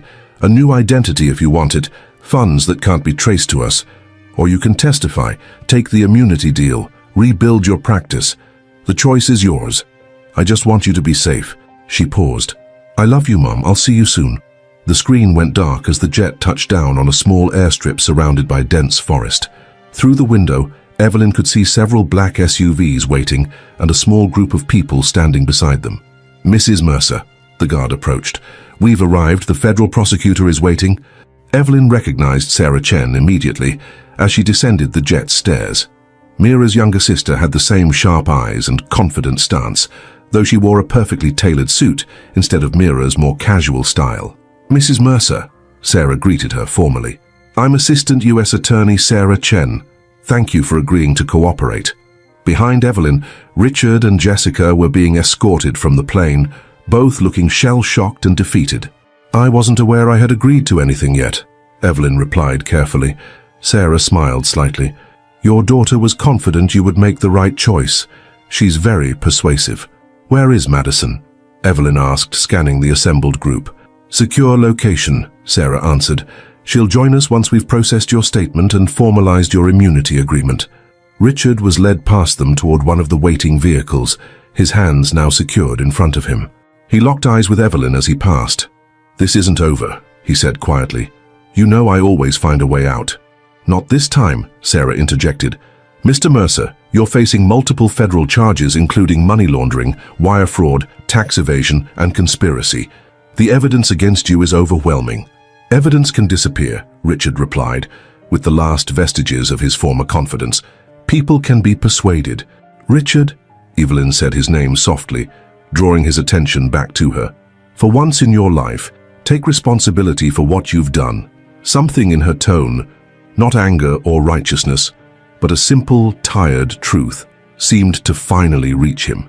The facade crumbled, and for a brief moment, she glimpsed the man she'd once loved, vulnerable and exposed. "I never meant to hurt Madison," he said, his voice breaking. "Tell her that at least." "Tell her yourself," Evelyn replied, "if she's willing to listen." As Richard was led away, Sarah guided Evelyn toward a different vehicle. "We need to move quickly. Despite our precautions, word of your return will spread." "Where exactly are we?" Evelyn asked, noting the dense forest surrounding the small airstrip. "Private property in upstate New York," Sarah explained. "Technically a witness protection facility, but off the official books. Madison arranged it through channels I'm not at liberty to discuss." The revelation of her daughter's extensive connections continued to astonish Evelyn. The Madison she thought she knew, brilliant but sheltered, focused on her career in architectural design, seemed increasingly like a carefully maintained cover for someone much more complex. They drove for nearly an hour through winding forest roads before reaching a secluded compound, a modern structure of glass and stone surrounded by security fencing and surveillance equipment. "Home for the next few days," Sarah explained as they passed through multiple checkpoints, "until we formalize your testimony and determine next steps." Inside, the facility was surprisingly comfortable, more luxury retreat than safe house. Evelyn was escorted to a spacious suite with views of the surrounding mountains. On the bed lay a sealed envelope with her name handwritten on the front. Alone for the first time in what felt like days, Evelyn opened it with trembling fingers. Inside was a single sheet of paper, with Madison's elegant handwriting. "Mom, by now you know everything. I'm sorry for keeping secrets, but I learned from the best. You always taught me to prepare thoroughly, to anticipate opponents' moves, to protect what matters most. That's what I've done. There's a burner phone in the nightstand drawer. Call the only number programmed into it when you're ready to talk. The line is secure." Whatever you decide about testifying, about Dad, about your future, I'll support you. You protected me my whole life. Let me return the favor just this once. All my love." Madison Evelyn found the phone exactly where Madison had said it would be. She dialed the single number and waited, heart pounding. "Mum?" Madison's voice answered on the first ring. "Madison." Emotion overwhelmed Evelyn suddenly. Relief, pride, love, all crushing into her at once. "Where are you?" "Not far," Madison assured her. "I'll be there tomorrow, first light." "You've been extraordinary," Evelyn said, struggling to find adequate words. "What you've done—" "What I did was use everything you ever taught me," Madison interrupted gently. "Strategic thinking, contingency planning, identifying leverage points. I just applied it to a situation you never prepared me for." "Men came to the house," Evelyn said. "They threatened you." A brief pause. "Yes. That was the moment I decided Dad couldn't be allowed to win. Not when he'd put us in danger. I should have protected you better," Evelyn whispered, the weight of maternal responsibility heavy in her chest. "Mum, listen to me." Madison's voice grew firm. "You spent my entire life protecting me, preparing me to stand on my own. And when the moment came, I did. Because of you, not despite you." Tears flowed freely down Evelyn's face now. "When did you become so wise?" "I had a good teacher." The smile was audible in Madison's voice. "Get some rest. Tomorrow we plan our next move together." After the call ended, Evelyn moved to the large windows overlooking the forested mountains bathed in the golden light of sunset. For weeks, her world had been shattered by betrayal, her life reduced to crisis management and survival. Now, standing in the quiet of this secure sanctuary, she finally allowed herself to fully process all that had happened. Richard's betrayal had destroyed the life they'd built together. The career she'd spent decades constructing was compromised. Their family was irreparably fractured. Yet from these ruins, something unexpected had emerged, a new understanding of her daughter, a revelation of Madison's strength and capability that filled Evelyn with fierce pride. She had lost a husband, but discovered her daughter anew. As darkness fell over the mountains, Evelyn made her decision. She would testify, would help bring Richard and his criminal associates to justice, not for revenge, though the temptation lingered, but because it was right. Because the system, flawed as it might be, still needed people willing to stand for truth. And then, whatever came next, she and Madison would face it together, not as protector and protected, but as equals, stronger for having weathered this storm. A soft knock at the door interrupted her thoughts. Sarah Chen entered carrying a thick folder. "Mrs. Mercer, I hope I'm not disturbing you, but we need to begin preparations for your statement." Evelyn turned from the window, her expression resolute. "I'm ready." Sarah studied her carefully. "Your daughter said you would say that. She also said to remind you that there are options: witness protection, immunity without testimony, arrangements that would allow you to disappear completely if that's what you prefer." "No more hiding," Evelyn replied with quiet certainty. "No more secrets. Richard tried to bury me in shame and fear. I won't give him that satisfaction." Sarah nodded, professional approval clear in her expression. "Then let's begin. We have a long night ahead." As they settled at the room's small conference table, Evelyn felt a sense of clarity she hadn't experienced since before Richard's betrayal. The path forward wouldn't be easy. There would be public scrutiny, legal challenges, the painful process of rebuilding. But for the first time, she could see beyond the immediate crisis to the possibility of something new rising from the ashes of her former life. Richard had betrayed her, but in doing so he had inadvertently set her free. Dawn broke over the forested compound in a wash of pale gold light. Evelyn stood on the private balcony of her suite, coffee in hand, watching as the morning mist rose from the valleys below. She had barely slept after hours of detailed discussions with Sarah Chen, documenting everything she knew about Richard's operations, reviewing evidence and planning her formal testimony. The sound of helicopter rotors cut through the morning stillness. Evelyn straightened, pulse quickening. Madison had promised to arrive at first light. Within minutes, a black SUV pulled up to the main entrance of the compound. Evelyn watched as a familiar figure emerged from the back seat. Madison, dressed in dark jeans and a grey blazer, her dark hair pulled back in a simple ponytail. Even from a distance, Evelyn could see the exhaustion in her daughter's posture, the weight of responsibility visible in the set of her shoulders. Abandoning her coffee, Evelyn rushed downstairs, reaching the main foyer just as Madison was being escorted through security. Their eyes met across the marble floor, and for a suspended moment, both stood frozen. Mother and daughter, co-conspirators now, united by blood and by secrets. Then Madison crossed the space between them in quick strides and threw her arms around Evelyn, holding on with fierce intensity. "Mom," she whispered, voice thick with emotion. Evelyn closed her eyes, breathing in the familiar scent of her daughter's shampoo, feeling the solid reality of her presence.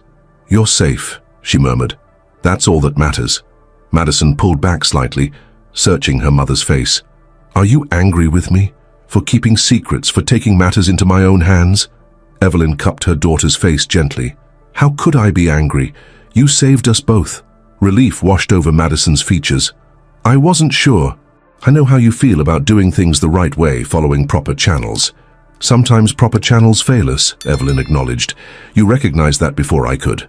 They moved to a private sitting room off the main foyer, security personnel discreetly positioning themselves outside the door. Once alone, Madison's professional composure cracked slightly, revealing more of the emotional toll the past weeks had taken.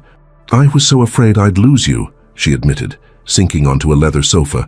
"When those men came to the house looking for Dad, threatening you." She shook her head. "Something in me just snapped. I knew the normal rules wouldn't protect us." "How did you connect with Zoe's contacts?" Evelyn asked, still marveling at the scope of Madison's operation. The extraction team, the evidence gathering, it was all so sophisticated. Madison's expression turned cautious. "That's complicated." She hesitated, choosing her words carefully. "Remember my semester abroad in London during college?" Evelyn nodded. Madison had spent 6 months at University College London studying architectural history, or so she had claimed. "I wasn't just studying architecture," Madison continued. "I was recruited by an international security firm that specializes in corporate intelligence and high-net-worth individual protection. They saw potential in my analytical skills." Evelyn stared at her daughter in disbelief. "You were what, 20 years old?"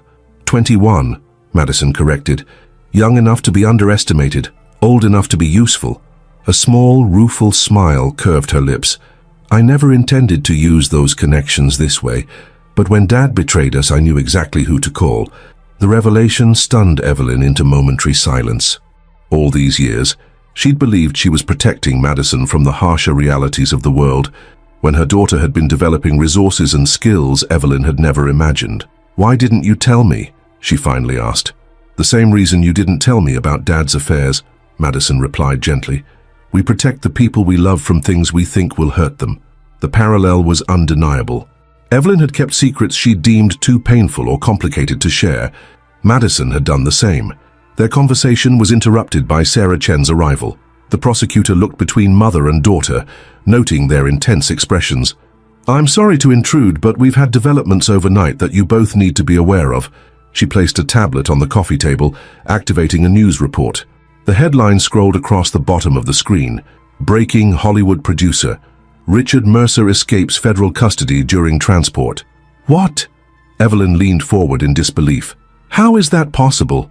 Sarah's expression was grim. "The transport vehicle was ambushed 30 miles from here. Professional hit, clearly inside information. 2 federal agents were injured, not fatally." Madison's face had gone pale. "And Jessica?" "Still in custody. She was being transported separately." Sarah switched to another screen showing surveillance footage. This was taken at a private airfield in New Jersey 2 hours ago. The grainy video showed Richard being escorted to a waiting aircraft by 2 men in dark clothing. He moved without restraints, clearly not a prisoner. "Petrov's people," Evelyn guessed. Sarah shook her head. "We don't think so. Intelligence suggests Petrov wants Richard eliminated, not rescued. This appears to be another player entirely." Madison and Evelyn exchanged significant glances. "The third set of leverage," Madison said quietly. "What are you talking about?" Sarah asked. Madison hesitated, then explained. "In my message to Mom, I mentioned 3 sets of evidence. 1 for the FBI, 1 for the media, and 1 I kept as leverage. What I didn't explain was who that leverage was against." Understanding dawned on Evelyn's face. "Not just Richard or Petrov." "No," Madison confirmed. "The studios. The major production companies involved in Dad's money laundering operation. They have billions of dollars and reputations at stake. If the full extent of their involvement became public, they'd do anything to prevent that, including breaking Richard out of federal custody. Sarah finished, her expression hardening. You should have told me this earlier. I needed to be sure who I could trust, Madison replied unapologetically. Even now, the fact that Richard escaped suggests government involvement. Someone told those extraction teams exactly where to find him. Sarah couldn't deny the implication. Federal law enforcement had clearly been compromised at some level. So what now? Evelyn asked, her mind racing through potential scenarios. Richard is free, potentially with powerful backers who want to ensure his silence. Or they might eliminate him as a liability once he's served his purpose, Madison added grimly. Sarah checked her secure phone as it buzzed with an incoming message. We need to accelerate your formal statement, Mrs. Mercer. With Richard in the wind, your testimony becomes even more critical. I'll need guarantees of protection, Evelyn stated firmly. Not just for me, but for Madison. If Richard was willing to set me up to take the fall before, there's no telling what he might do now that he's desperate. Already arranged, Sarah assured her. But we should move you both to a more secure facility as soon as possible. This location may be compromised. As if manifesting her concern, a distant alarm began to sound from the perimeter of the compound. Sarah's phone buzzed again, more urgently. Security breach at the east gate, she reported tersely. We need to move now. Within minutes, Evelyn and Madison were being escorted to an underground garage where an armored SUV waited, engine running. Security personnel moved with practiced efficiency, weapons visible now, all pretense of casual protection abandoned. Stay close, Sarah instructed, as they hurried through concrete corridors. The extraction team is standing by.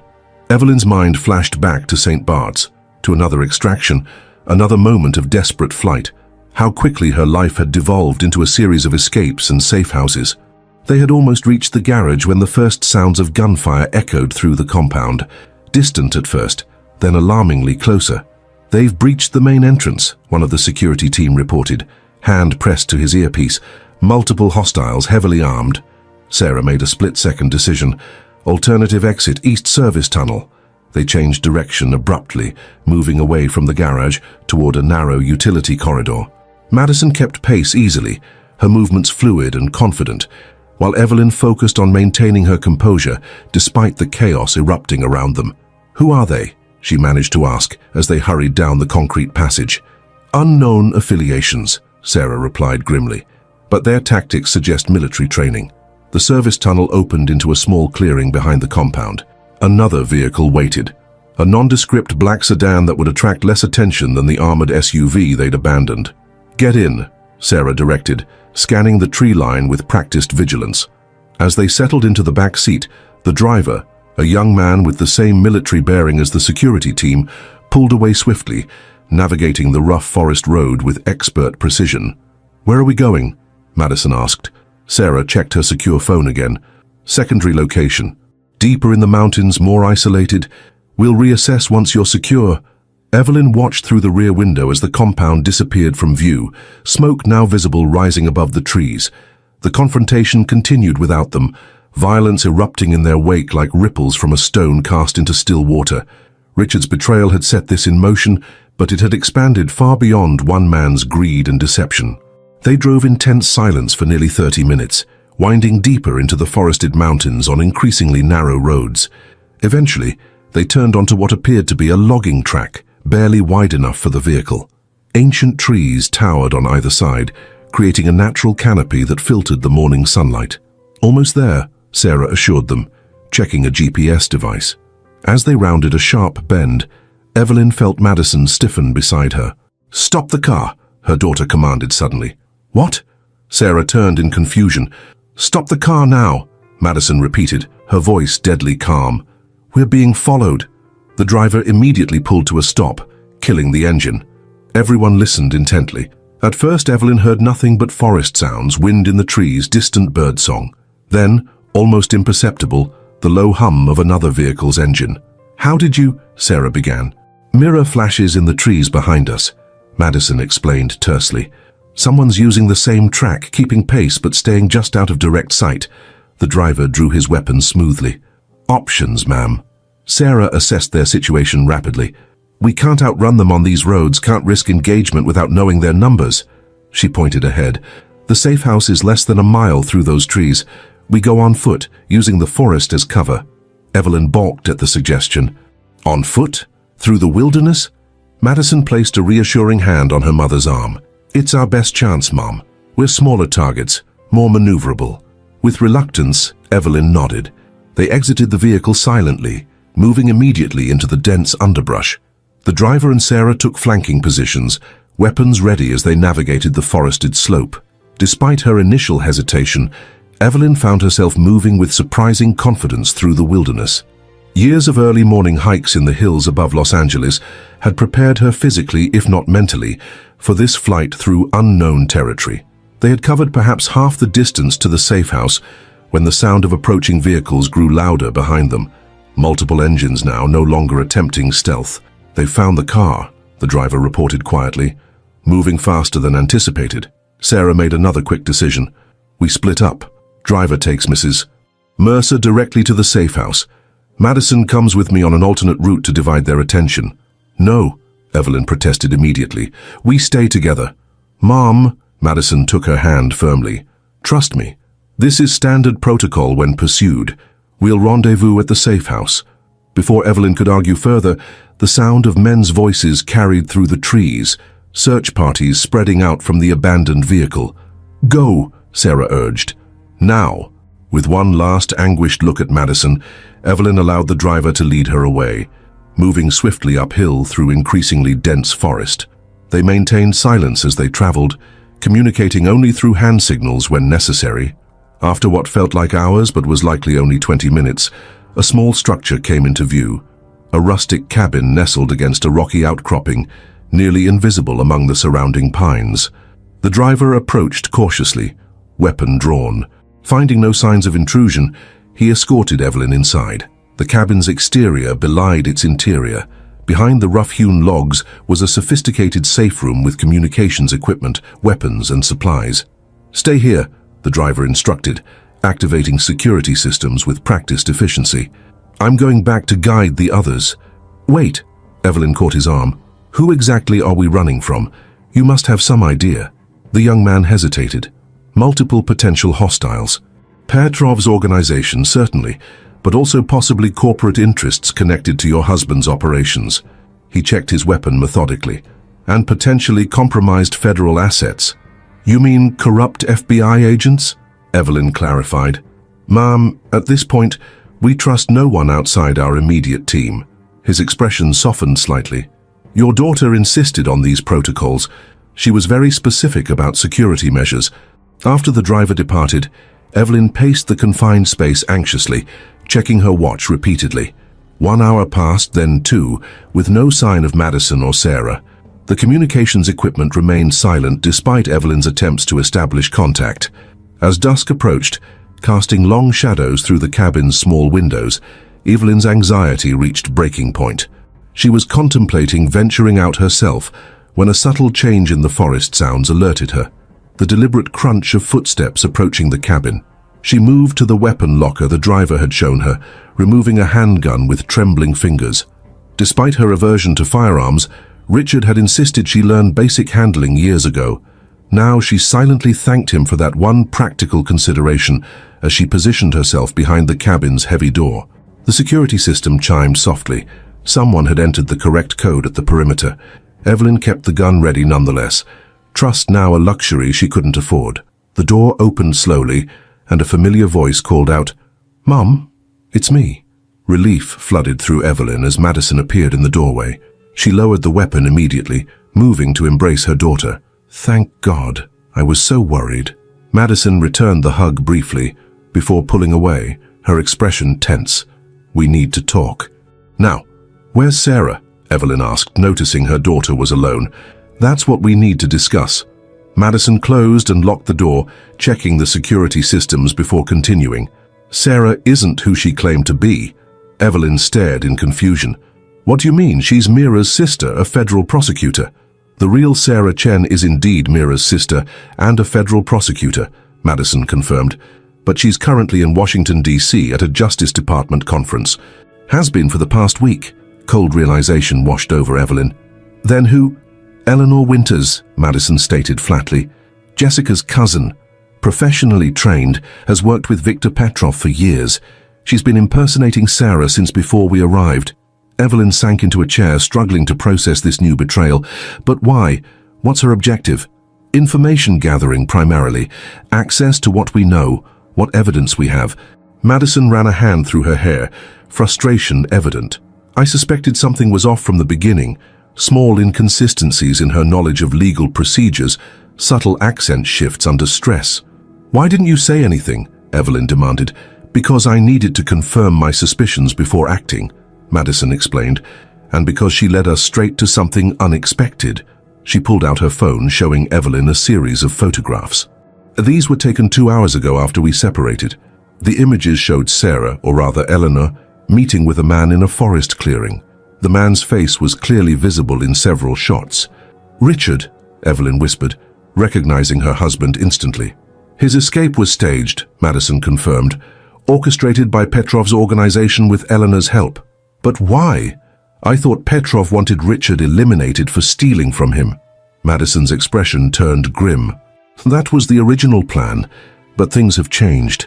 Richard has apparently convinced Petrov he's more valuable alive than dead, offering information about larger players in Hollywood, promising access to even bigger money laundering opportunities. And they believed him? Evelyn asked incredulously. Richard has always been persuasive, Madison reminded her. Plus, he had one piece of leverage even Petrov couldn't ignore. Understanding dawned on Evelyn's face. The third set of evidence. He knows you have it, Madison nodded.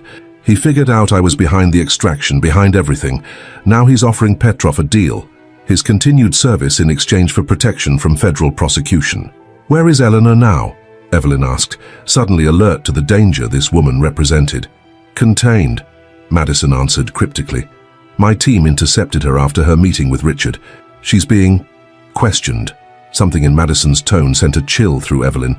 Your team? Who exactly are these people, Madison? Madison met her mother's gaze directly. Former intelligence operatives mostly, private sector now, the kind of people who solve problems for clients who can't use conventional channels. Mercenaries, Evelyn translated. Intelligence contractors, Madison corrected mildly. Very expensive, very effective, and very loyal to whoever pays them. She hesitated. Which in this case is me.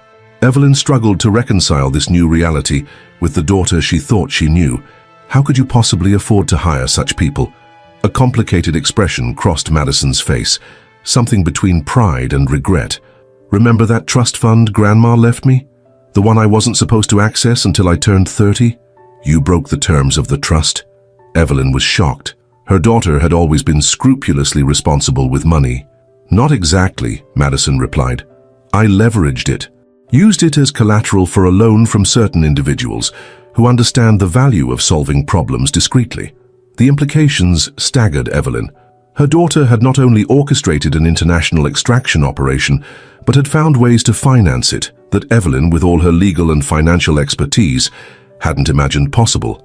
Madison, she began carefully, what happens now? We can't keep running forever. We don't have to. Madison moved to the cabin's communications equipment, activating a secure terminal. Eleanor's capture changes everything. She knows all of Petrov's operations, all his contacts within law enforcement, with her testimony, which she'll never give voluntarily, Evelyn pointed out. Madison's smile was cold. She doesn't need to be voluntary. She just needs to be thoroughly documented. She tapped commands into the terminal, bringing up video footage of Eleanor in what appeared to be a secure holding cell. Right now, my team is compiling a comprehensive record of her activities, her connections, everything she knows about Petrov's organization. And Richard?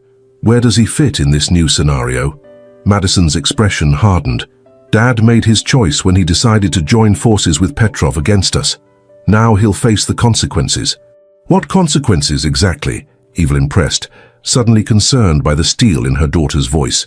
Before Madison could answer, the terminal chimed with an incoming transmission. She accepted it immediately, and the screen filled with the face of a severe-looking man in his 50s. Ms. Mercer, he addressed Madison formally. Phase 3 is complete, all assets secured. Casualties? Madison asked. Minimal. 2 of Petrov's men required persuasion, but nothing permanent. Madison nodded in satisfaction. And the primary target? Acquired without incident, currently in transit to the designated facility. Excellent, Colonel. Proceed as planned. Madison ended the transmission and turned back to her mother, who was staring in astonishment. Colonel?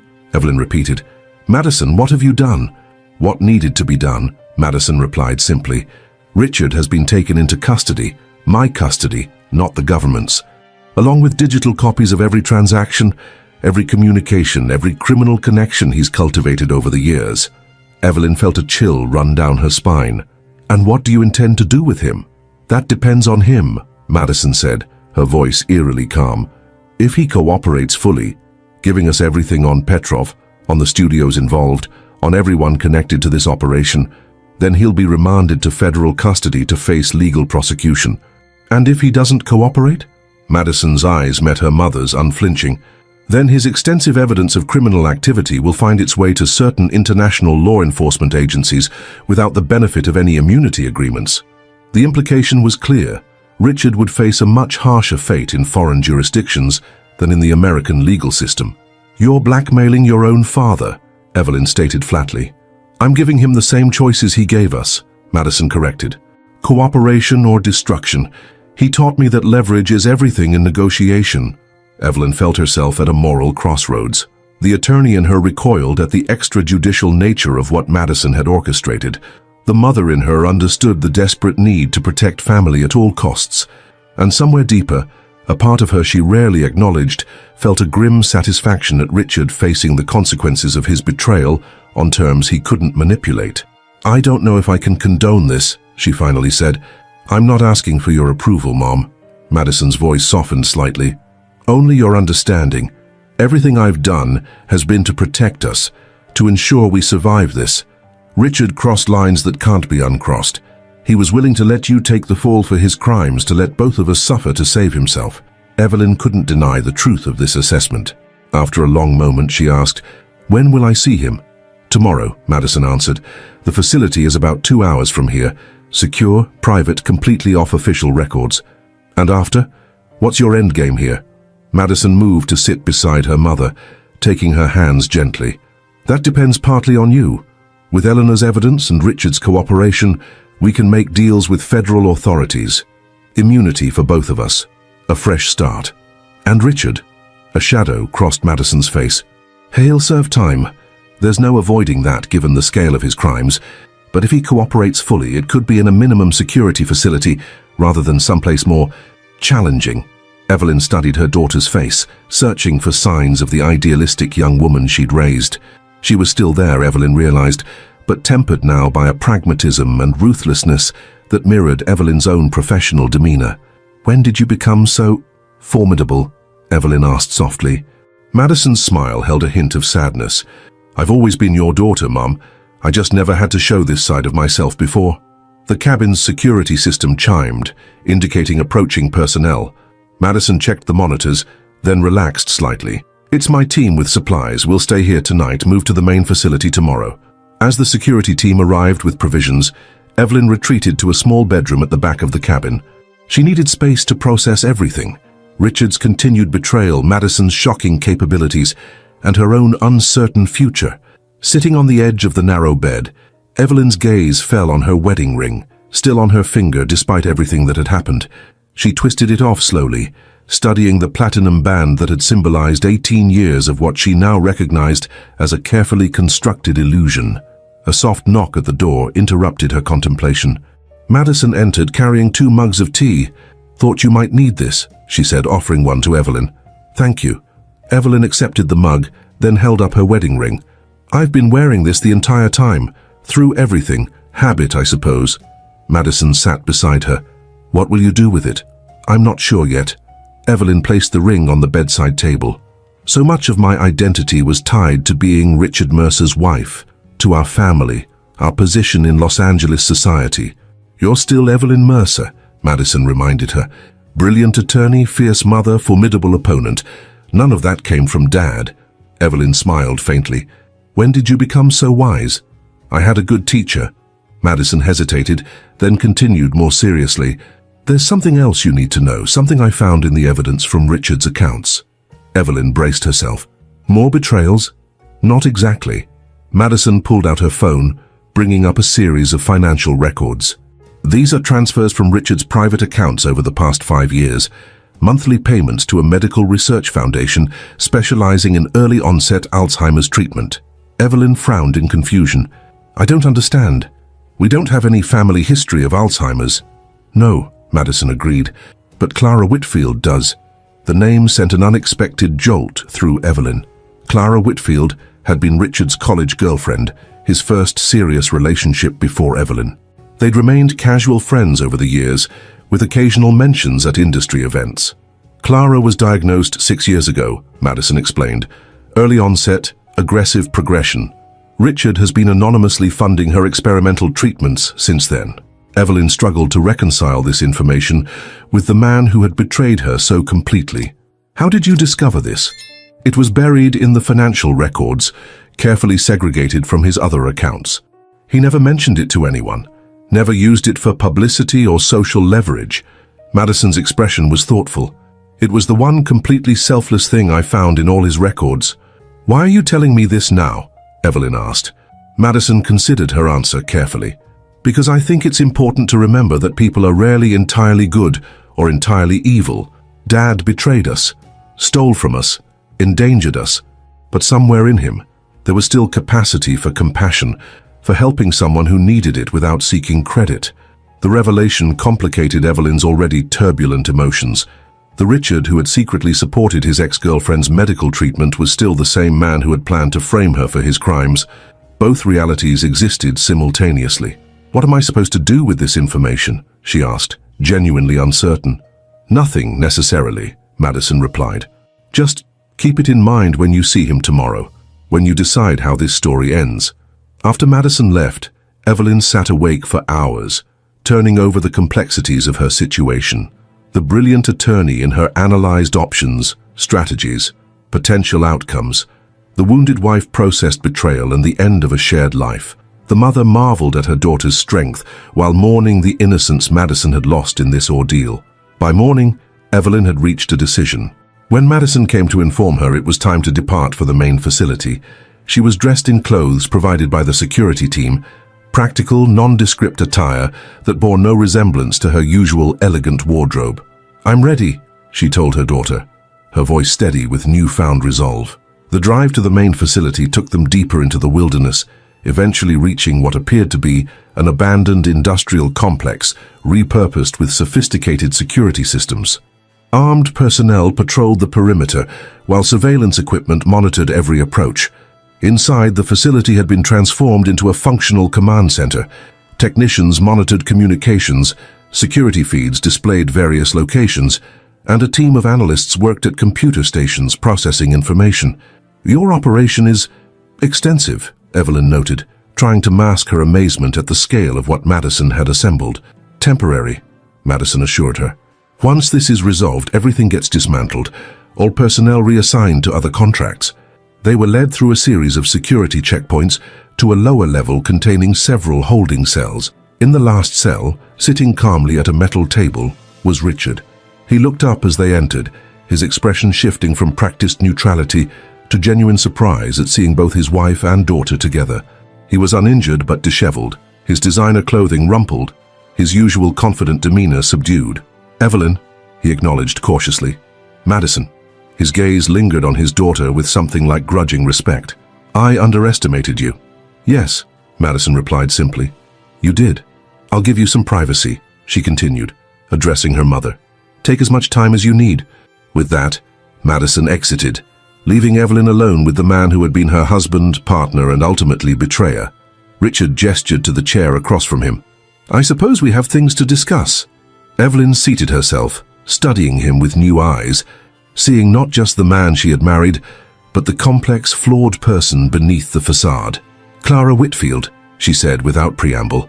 Richard blinked in surprise, clearly not expecting this opening. What about her? I know about the medical foundation, the treatments you've been funding. Why did you never mention it? He looked away, uncomfortable with the question. It wasn't relevant to our life together. No, Evelyn agreed.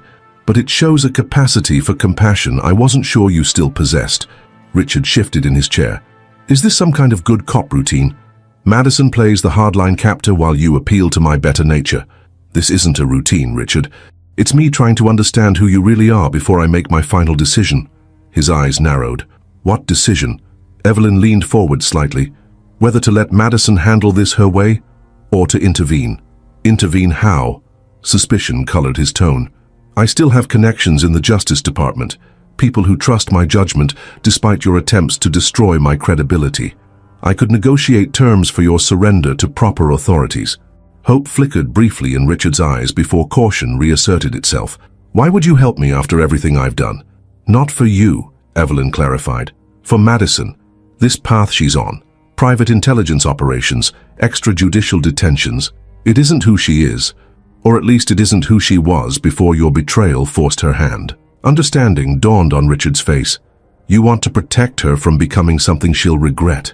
Exactly. Evelyn's gaze was steady. But I'll only do this if you give me everything. Complete cooperation, full disclosure of all criminal activities, everyone involved from Petrov to the studio executives. Richard considered her offer, calculation visible in his expression.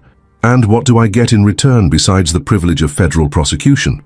The knowledge that you did one decent thing for your daughter after endangering her life with your greed. Evelyn's voice hardened. That's the only offer you're getting, Richard. Take it or face whatever Madison has planned for you. For a long moment, Richard was silent, weighing his options. Finally, he nodded slowly. I'll cooperate. Not for myself, but for Madison. She deserves better than to become like me. Relief washed through Evelyn. Despite everything, a part of her had feared Richard might choose self-preservation to the bitter end. There's something you should know, Richard added, his voice lower now. Something I discovered while working with Petrov's organization that even Madison hasn't uncovered yet. Evelyn tensed. What? The studios weren't just laundering money. They were buying something with it. Political influence primarily, but also silence about certain executives' activities. He leaned closer. The kind of activities that would make Hollywood implode if exposed. Criminal activities? Evelyn asked. Some criminal, some merely unconscionable. Richard's expression was grim. The point is, these people won't stop coming after us just because I'm caught or because Petrov's operation is exposed. They'll keep coming because the stakes are too high.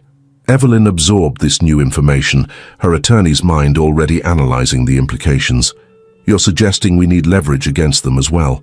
Precisely, Richard nodded, and I know where to find it.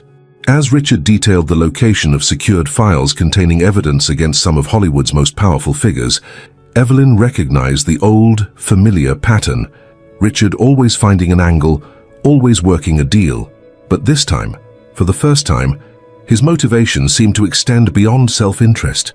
When Madison returned an hour later, she found them still deep in conversation, now discussing practical implementation of a strategy that would protect all of them, including Richard, from the wider conspiracy he had been part of. You've been busy, Madison observed, noting the pages of notes Evelyn had compiled. Your father has agreed to full cooperation, Evelyn informed her, but the situation is more complex than we realized. The studio executives involved have much more to hide than money laundering. Madison studied them both skeptically. And you believe him? I believe this part, Evelyn confirmed. It aligns with financial patterns Zoe identified, but couldn't explain. Richard looked up at his daughter, something like genuine regret in his eyes. I know you have no reason to trust me, Madison, but this time, I'm telling the truth. Not to save myself, but because you and your mother deserve to be truly safe when this is over. Madison's expression remained guarded, but she nodded slightly. What's the plan? Over the next hour, they outlined a strategy that would utilize Richard's insider knowledge, Madison's operational capabilities, and Evelyn's legal expertise. The goal, not just personal safety, but systematic exposure of corruption that had festered for decades in the entertainment industry. As they finalized details, Evelyn watched her daughter and estranged husband interact. Adversaries united by necessity, family bound by complicated ties that even betrayal couldn't completely sever. In this strange underground facility, surrounded by armed personnel and high-tech equipment, they had become an unlikely team. When the planning session concluded, Madison escorted Evelyn back upstairs, leaving Richard in his secured room. Once alone in a private office, Madison turned to her mother with concern. "Are you sure about this? Trusting Dad, even this far?" Evelyn smiled faintly. "I don't trust Richard. I trust evidence, patterns, and logical consequences. His information checks out against what we already know." Madison nodded, accepting this rationale. "And afterward? When this is over?" "Afterward," Evelyn said with quiet certainty, "we rebuild. Not what was. That's gone forever. But something new. Something honest." Madison studied her mother, noting the resolve that had replaced the shock and grief of recent weeks. "What about your career? Your life in Los Angeles?" "I'm not entirely sure yet," Evelyn admitted, "but I've spent 18 years defining myself partially through Richard's reflected status. Perhaps it's time to discover who Evelyn Mercer truly is. On her own terms." A soft alert sounded from Madison's secure tablet. She checked it, then looked up with an expression of grim satisfaction. "The FBI just raided Viktor Petrov's New York offices. Simultaneously, Interpol is moving on his European operations." Her eyes met her mother's. Eleanor talked. Everything about Petrov's organization, his political connections, the full scope of the laundering operation. "That quickly?" Evelyn was surprised. "What convinced her to cooperate?" Madison's smile was thin. "Let's just say my team can be very persuasive." And Eleanor ultimately realized that Petrov would eliminate her once he discovered she'd been compromised. Another alert sounded, this one more urgent. Madison's expression shifted to concern as she read the incoming message. "What is it?" Evelyn asked. "A complication." Madison's voice tightened. 3 studio executives connected to Richard's operation were just found dead in their homes. Apparent suicides, but the timing, too convenient, Evelyn finished. "Someone's cleaning house." Madison nodded grimly. "Eliminating witnesses before they can talk." She turned to her mother, urgency in her voice. "We need to accelerate our timeline. These deaths are just the beginning." Within the hour, the facility had transformed into a hive of focused activity. Madison's team prepared for an operation based on Richard's information, while Evelyn worked with trusted Justice Department contacts, carefully feeding them selected evidence that would trigger official investigations. "It's happening," Madison announced late that evening, looking up from her monitoring station. "Federal agents are executing search warrants at 3 major studios simultaneously. The media is already catching wind of it, Hollywood's biggest scandal in decades." Evelyn watched the breaking news reports with mixed emotions. The industry she had served for decades was imploding in real time, powerful figures falling like dominoes as evidence of their crimes emerged. Yet beneath the vindication, she felt a deep sadness for the countless honest, hard-working people whose livelihoods would be affected by this necessary purge. "What about Richard?" she asked. "Is he secure?" Madison nodded. "Heavily guarded. We'll transfer him to federal custody once we're certain all threats are neutralized." "And Jessica?" "Already cooperating with authorities," Madison confirmed. "Limited immunity in exchange for testimony against her mother and Petrov." As night fell, mother and daughter retreated to a small conference room, sharing a simple meal while monitoring ongoing developments. The world was changing around them, powerful systems crumbling, new realities emerging from the wreckage of corruption exposed.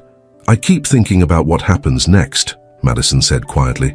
"After the investigations, the trials, the media frenzy, what our lives will look like." Evelyn considered this. Different, challenging, certainly, but also possibly more authentic than they've been in years. Madison nodded slowly. "I've been offered a position with the security firm that helped us, consulting work, using my analytical skills in more legitimate contexts than kidnapping my own father." "And is that what you want?" Evelyn asked, careful to keep judgment from her voice. "I don't know," Madison admitted. "Part of me is drawn to it, the intensity, the purpose. But another part wants to return to architecture, to building things instead of exposing corruption." "You don't have to decide tonight," Evelyn reminded her gently. "We've earned some time to consider our options." Their conversation was interrupted by an urgent knock. One of Madison's security team entered, his expression tense. "Ms. Mercer, there's a situation. Your father is requesting to speak with both of you immediately. Says it's urgent, life or death." They found Richard pacing his secure room, agitation evident in every movement. He turned as they entered, relief washing over his features. "Thank God," he said. I've been trying to get someone to listen for the past hour. What's happening? Madison demanded. Jerome Blackwell, Richard replied, CEO of Summit Entertainment. He wasn't just laundering money, he was the architect of the entire operation, coordinating between studios, connecting everyone to Petrov's organization. Evelyn frowned. We know this already. The FBI has him under surveillance. What you don't know is that he has a contingency plan. Richard's voice was urgent. A dead man's switch. If he's arrested or feels threatened, evidence gets released implicating dozens of innocent people along with the guilty. Fabricated evidence, but convincing enough to destroy lives. Including ours, Madison asked sharply. Richard nodded. Especially yours. He has materials prepared that would make it appear you've been the financial mastermind all along, Evelyn. And Madison, he hesitated. He has forged evidence suggesting Madison was involved in the deaths of those executives. Evelyn felt cold horror spread through her. How do you know this? Because I helped him set it up, Richard admitted, shame evident in his voice. It was insurance, mutual assured destruction if anyone talked. But I never thought he'd actually use it, especially not against my family. Madison's expression hardened. Where is this evidence stored? A secure server farm in Northern California. Physical backups in a private vault in Switzerland. Richard looked between them desperately. It's set to release automatically in 24 hours, unless Blackwell enters a cancellation code. Madison was already moving, issuing orders through her communications device. Team Alpha, prep for immediate deployment. Target, Sequoia Data Center, Palo Alto. She turned back to her father. Access codes? Richard recited a series of complex alphanumeric sequences from memory, but physical access is required for final authorization, retinal scan specifically. Whose retina? Evelyn asked. Richard met her gaze directly. Mine, or Blackwell's. We're the only two with access. Understanding dawned on Madison's face. That's why you're telling us this now. You want to be part of the operation. It's the only way, Richard insisted. Without me, you can't stop the release. Evelyn and Madison exchanged significant glances, silently evaluating the risks, the possibilities of deception, the potential consequences of either trusting or rejecting Richard's offer. If we do this, Madison said finally, you'll be under heavy guard every second. Any attempt to escape or contact anyone unauthorized will end badly for you. Richard nodded solemnly. I understand. I'm not trying to escape, Madison. I'm trying to do one right thing in the midst of all my wrongs. 6 hours later, Richard found himself on a private jet heading toward Northern California, flanked by Madison's security team. Evelyn had elected to remain at the facility, coordinating with federal authorities to prepare for potential fallout, regardless of the operation's outcome. As they approached the nondescript data center, housed in an industrial park outside Palo Alto, Madison briefed the team one final time. Primary objective: secure access to server farm Delta. Neutralize the dead man's switch. Secondary objective: retrieve all stored data for evidence. Richard remained secured at all times. Richard, wearing a bulletproof vest and with his hands bound before him, looked out the vehicle's window at the approaching facility. Madison, he said quietly, if something goes wrong in there, nothing will go wrong. She cut him off firmly. If it does, he persisted, I want you to know that I'm proud of you, not for the operation you've run, although that's been extraordinary, but for the person you've become despite my failures as a father. Madison's expression remained impassive, but something flickered in her eyes. Save the sentimentality, Dad. We have work to do. The team moved with practiced efficiency, using Richard's access codes to enter the facility during the pre-dawn hours when security was minimal. They navigated through sterile corridors of humming servers until reaching a specially secured section marked only by a small Delta symbol. This is it, Richard confirmed. Final authorization requires retinal scan and voice command. Madison positioned him before the scanner, her weapon never wavering. No sudden movements. Richard complied without protest, submitting to the scan and clearly stating the authorization phrase. The secure door hissed open, revealing a small room containing a single, isolated server stack. 30 seconds to complete shutdown, the tech specialist announced, connecting specialized equipment to the system, bypassing security protocols now. Richard watched tensely as the team worked to neutralize the threat he had helped create. In this moment of truth, Facing the consequences of years of deception and self-serving choices, he felt a strange sense of clarity, perhaps the first honest moment he'd experienced in years. Shutdown complete, the specialist reported. Dead man's switch neutralized, beginning data extraction. Madison's shoulders relaxed fractionally.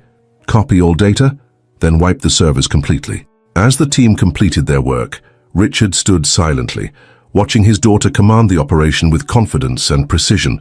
Despite everything, his betrayal, his crimes, his failures, he had somehow contributed to creating this extraordinary young woman. "It's done," Madison announced finally. "Let's move out." As they exited the facility, the first rays of dawn breaking over the eastern hills, Richard turned to his daughter. "What happens now?" "Now we return to base.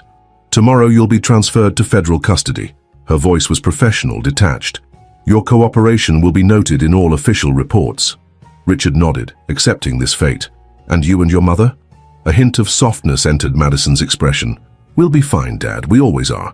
3 months later, Evelyn stood on the balcony of her new apartment overlooking Central Park. New York was never a city she'd considered living in, but now it felt right.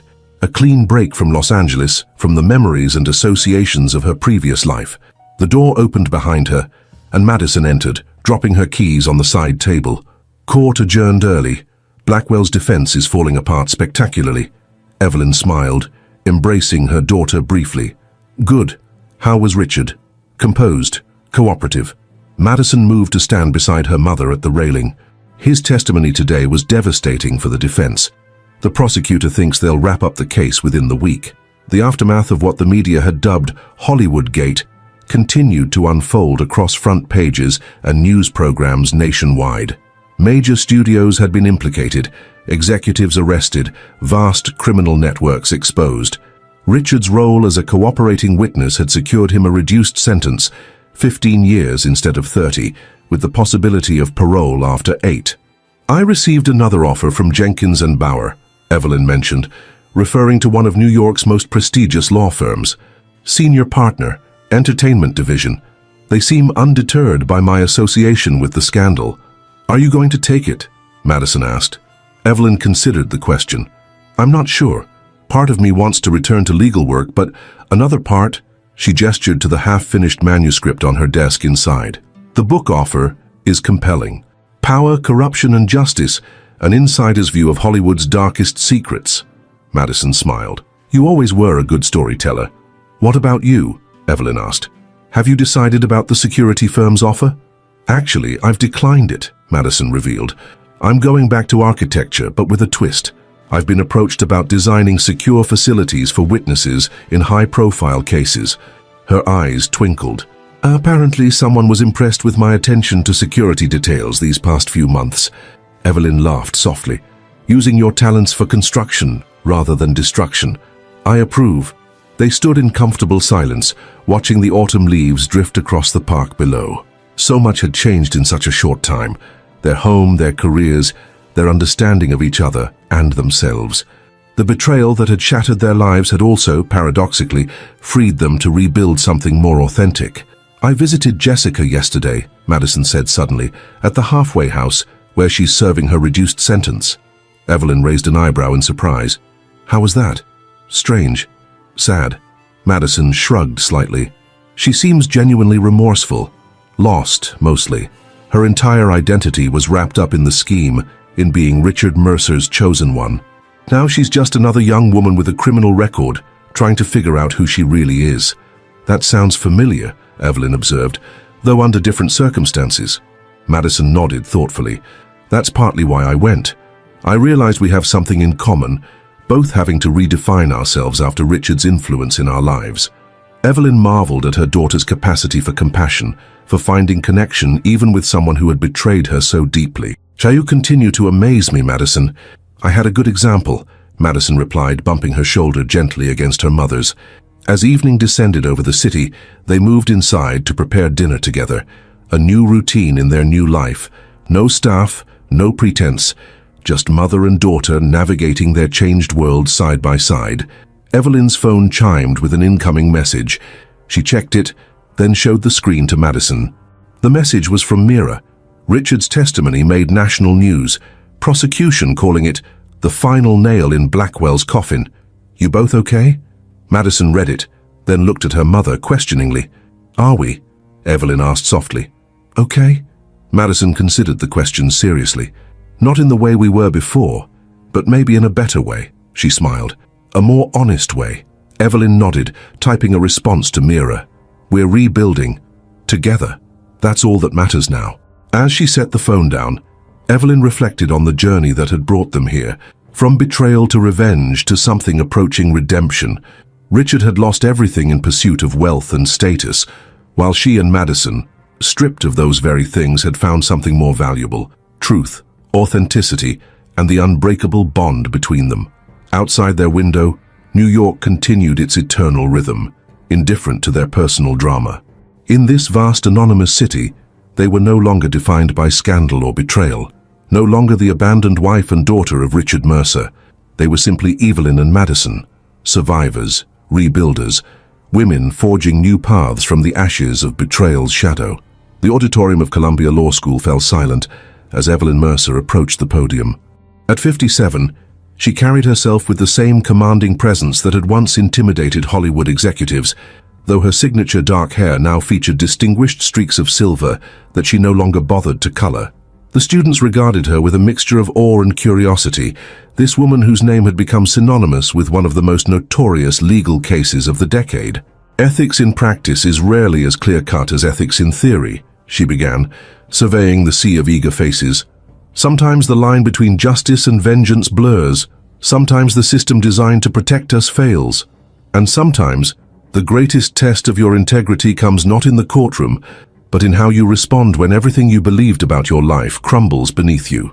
Her memoir, Betrayal's Shadow, had spent 48 weeks on the New York Times bestseller list, transforming her from disgraced entertainment attorney to respected legal ethicist and advocate for judicial reform. The irony wasn't lost on her. She'd found her authentic voice only after losing the life she'd spent decades building. After the lecture, a young woman approached, clutching Evelyn's book. Ms. Mercer, your story changed my perspective on practicing law. But I have to ask, do you regret any of it? The methods you and your daughter used to expose the corruption? Evelyn considered the question carefully. Regret is complicated. I regret the necessity of those methods. I regret that the legal system I dedicated my life to had become so compromised that we felt conventional channels weren't enough. She paused, meeting the student's eyes directly. But I don't regret protecting my daughter. I don't regret exposing the truth. And I've made peace with the moral compromises those actions required. Outside, spring had transformed the campus into a canvas of vibrant greens and flowering trees. Evelyn checked her watch, still an hour before she needed to meet Madison for dinner. Her daughter had just returned from Tokyo, where her firm had completed a revolutionary secure housing complex for diplomatic personnel. Evelyn's phone buzzed with a notification from her security app. Even now, 5 years after Richard's testimony had brought down a network of corruption extending from Hollywood to international finance, certain habits remained: weekly security sweeps of her apartment, careful monitoring of her digital footprint, the subtle vigilance that had become second nature. The notification showed an approved visitor had been cleared to enter her apartment, Mira Chen, right on schedule. They had standing monthly meetings to discuss the foundation they'd established together, providing legal representation to victims of institutional corruption.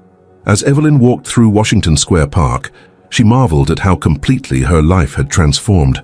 The mansions of Bel Air and power lunches at Spago seemed like distant memories from someone else's life. Now her modest but elegant Manhattan apartment, her teaching position at Columbia, and her advocacy work provided a satisfaction she'd never experienced in her previous existence. Her phone rang, an unrecognized number with a federal area code. Her pulse quickened slightly as she answered, old instincts never fully dormant. Evelyn Mercer. Mrs. Mercer, this is Warden Collins from FCI Petersburg. The woman's voice was professionally detached. I'm calling regarding Richard Mercer. Evelyn stopped walking, finding a bench nearby. Has something happened? Nothing urgent, ma'am. Mr. Mercer has been consistently exemplary in his conduct. His participation in our financial literacy program for inmates has been particularly notable. Of course it would be, Evelyn thought. Even in prison, Richard would find ways to excel, to stand out. "The reason for my call," the warden continued, "is that Mr. Mercer becomes eligible for supervised release in 3 months. As part of his pre-release planning, we're contacting family members." Family. The word hung awkwardly between them. What exactly were they now? She and the man she'd been married to for 18 years, the man who had betrayed her and whom she had helped send to federal prison. "I understand," Evelyn replied carefully. "What information do you need from me?" "Nothing specific at this time. Just confirmation that you've been notified. Mr. Mercer asked that you be informed personally, rather than receiving the standard letter." After ending the call, Evelyn sat motionless, watching children play in the park's fountain. Richard would soon be free, a prospect she hadn't allowed herself to contemplate in concrete terms. What would that mean for her carefully reconstructed life? For Madison, who had maintained minimal contact with her father through occasional letters but had never visited him in prison. Later that evening, as she and Madison shared dinner at their favorite Italian restaurant in the West Village, Evelyn relayed the warden's call. Madison absorbed the news silently, twirling pasta around her fork without eating it. At 32, her daughter had blossomed into a woman of remarkable poise and quiet confidence. The traumatic events of 5 years ago had left their mark, but had also revealed a core of resilience neither of them had fully recognized before. 3 months, Madison finally said. "That's sooner than I expected." "Good behavior," Evelyn explained. "Apparently he's been a model inmate." A wry smile crossed Madison's face. "Dad always knew how to work a system to his advantage. Does it bother you, the thought of him being free again?" Madison considered the question thoughtfully. "Not in the way it might have a few years ago. I'm not afraid of him anymore, of his influence or his capacity to hurt us." She set down her fork. "But I don't know what role, if any, he should have in our lives going forward." "That's something we'll each need to decide individually," Evelyn noted. "There's no right answer." "What about you?" Madison asked. "Have you thought about it?" Evelyn sipped her wine, gathering her thoughts. "I've spent 5 years rebuilding my life on my terms, teaching, writing, advocating for reform. I'm proud of what I've accomplished, what we've both accomplished." "But," Madison prompted, hearing the unspoken continuation. "But I also believe in redemption," Evelyn admitted. "Not forgiveness necessarily, not forgetting, but the possibility that people can change, can make amends in some small way for the harm they've caused. Even Dad? Even Richard?" Evelyn smiled slightly. "Perhaps especially Richard, since he had the furthest to fall and the most to learn." They fell silent, each lost in private contemplation of what Richard's release might mean. Around them, the restaurant hummed with the comfortable energy of a city perpetually in motion, lives intersecting briefly before continuing on their separate paths. "I received a letter from Jessica last week," Madison said unexpectedly. "She's finished her degree in social work, specializing in helping young women vulnerable to exploitation." Evelyn raised an eyebrow in surprise. "That's remarkably constructive given her history." She wrote that understanding how she was manipulated helps her identify patterns in others' relationships. Madison shrugged. "People can surprise you, I guess." Later that night, after Madison had returned to her own apartment in Brooklyn, Evelyn stood at her living room window overlooking the glittering Manhattan skyline. On her desk lay the manuscript for her new book, After the Fall: Rebuilding Justice in a Corrupted System, alongside a small box containing her wedding ring and a few photographs she'd kept from her previous life. 5 years of distance had given her perspective that was impossible in the immediate aftermath of betrayal. She understood now that Richard's actions, while unforgivable, hadn't defined her, had in fact liberated her to discover a strength and purpose she might never have found otherwise. Her phone chimed with a message from Madison. "Found this while unpacking from Tokyo. Thought you might want it." Attached was a photograph Evelyn hadn't seen in years, the three of them at Madison's college graduation, smiling broadly, Richard's arm around Evelyn's waist, Madison radiant in her cap and gown. They looked so happy, so united, a perfect family captured in a moment of genuine joy before the facade crumbled. Evelyn studied the image, expecting to feel the familiar ache of betrayal. Instead, she felt something unexpected: gratitude. Not for Richard's deception or the pain that followed, but for the journey it had forced her to undertake, for the stronger, more authentic relationship she now shared with Madison, for the woman she had become in the aftermath. She typed a reply. Beautiful memory. Different people then, better people now. 3 months later, on a crisp autumn morning, Evelyn parked her car outside the Federal Correctional Facility in Petersburg, Virginia.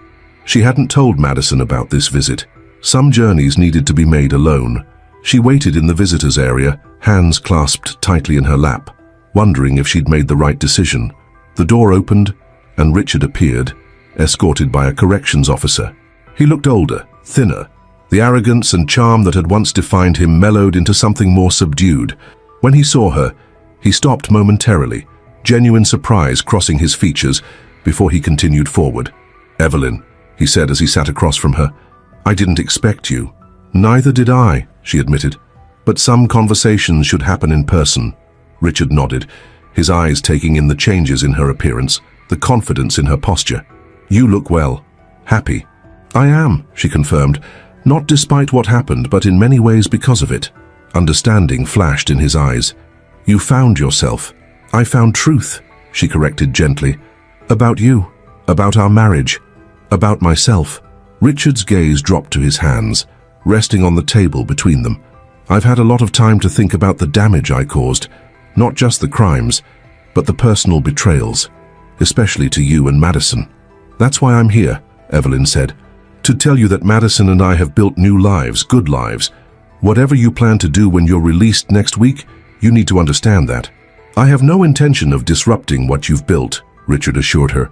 "I just want a chance to show that the man who betrayed you isn't the only version of Richard Mercer that exists."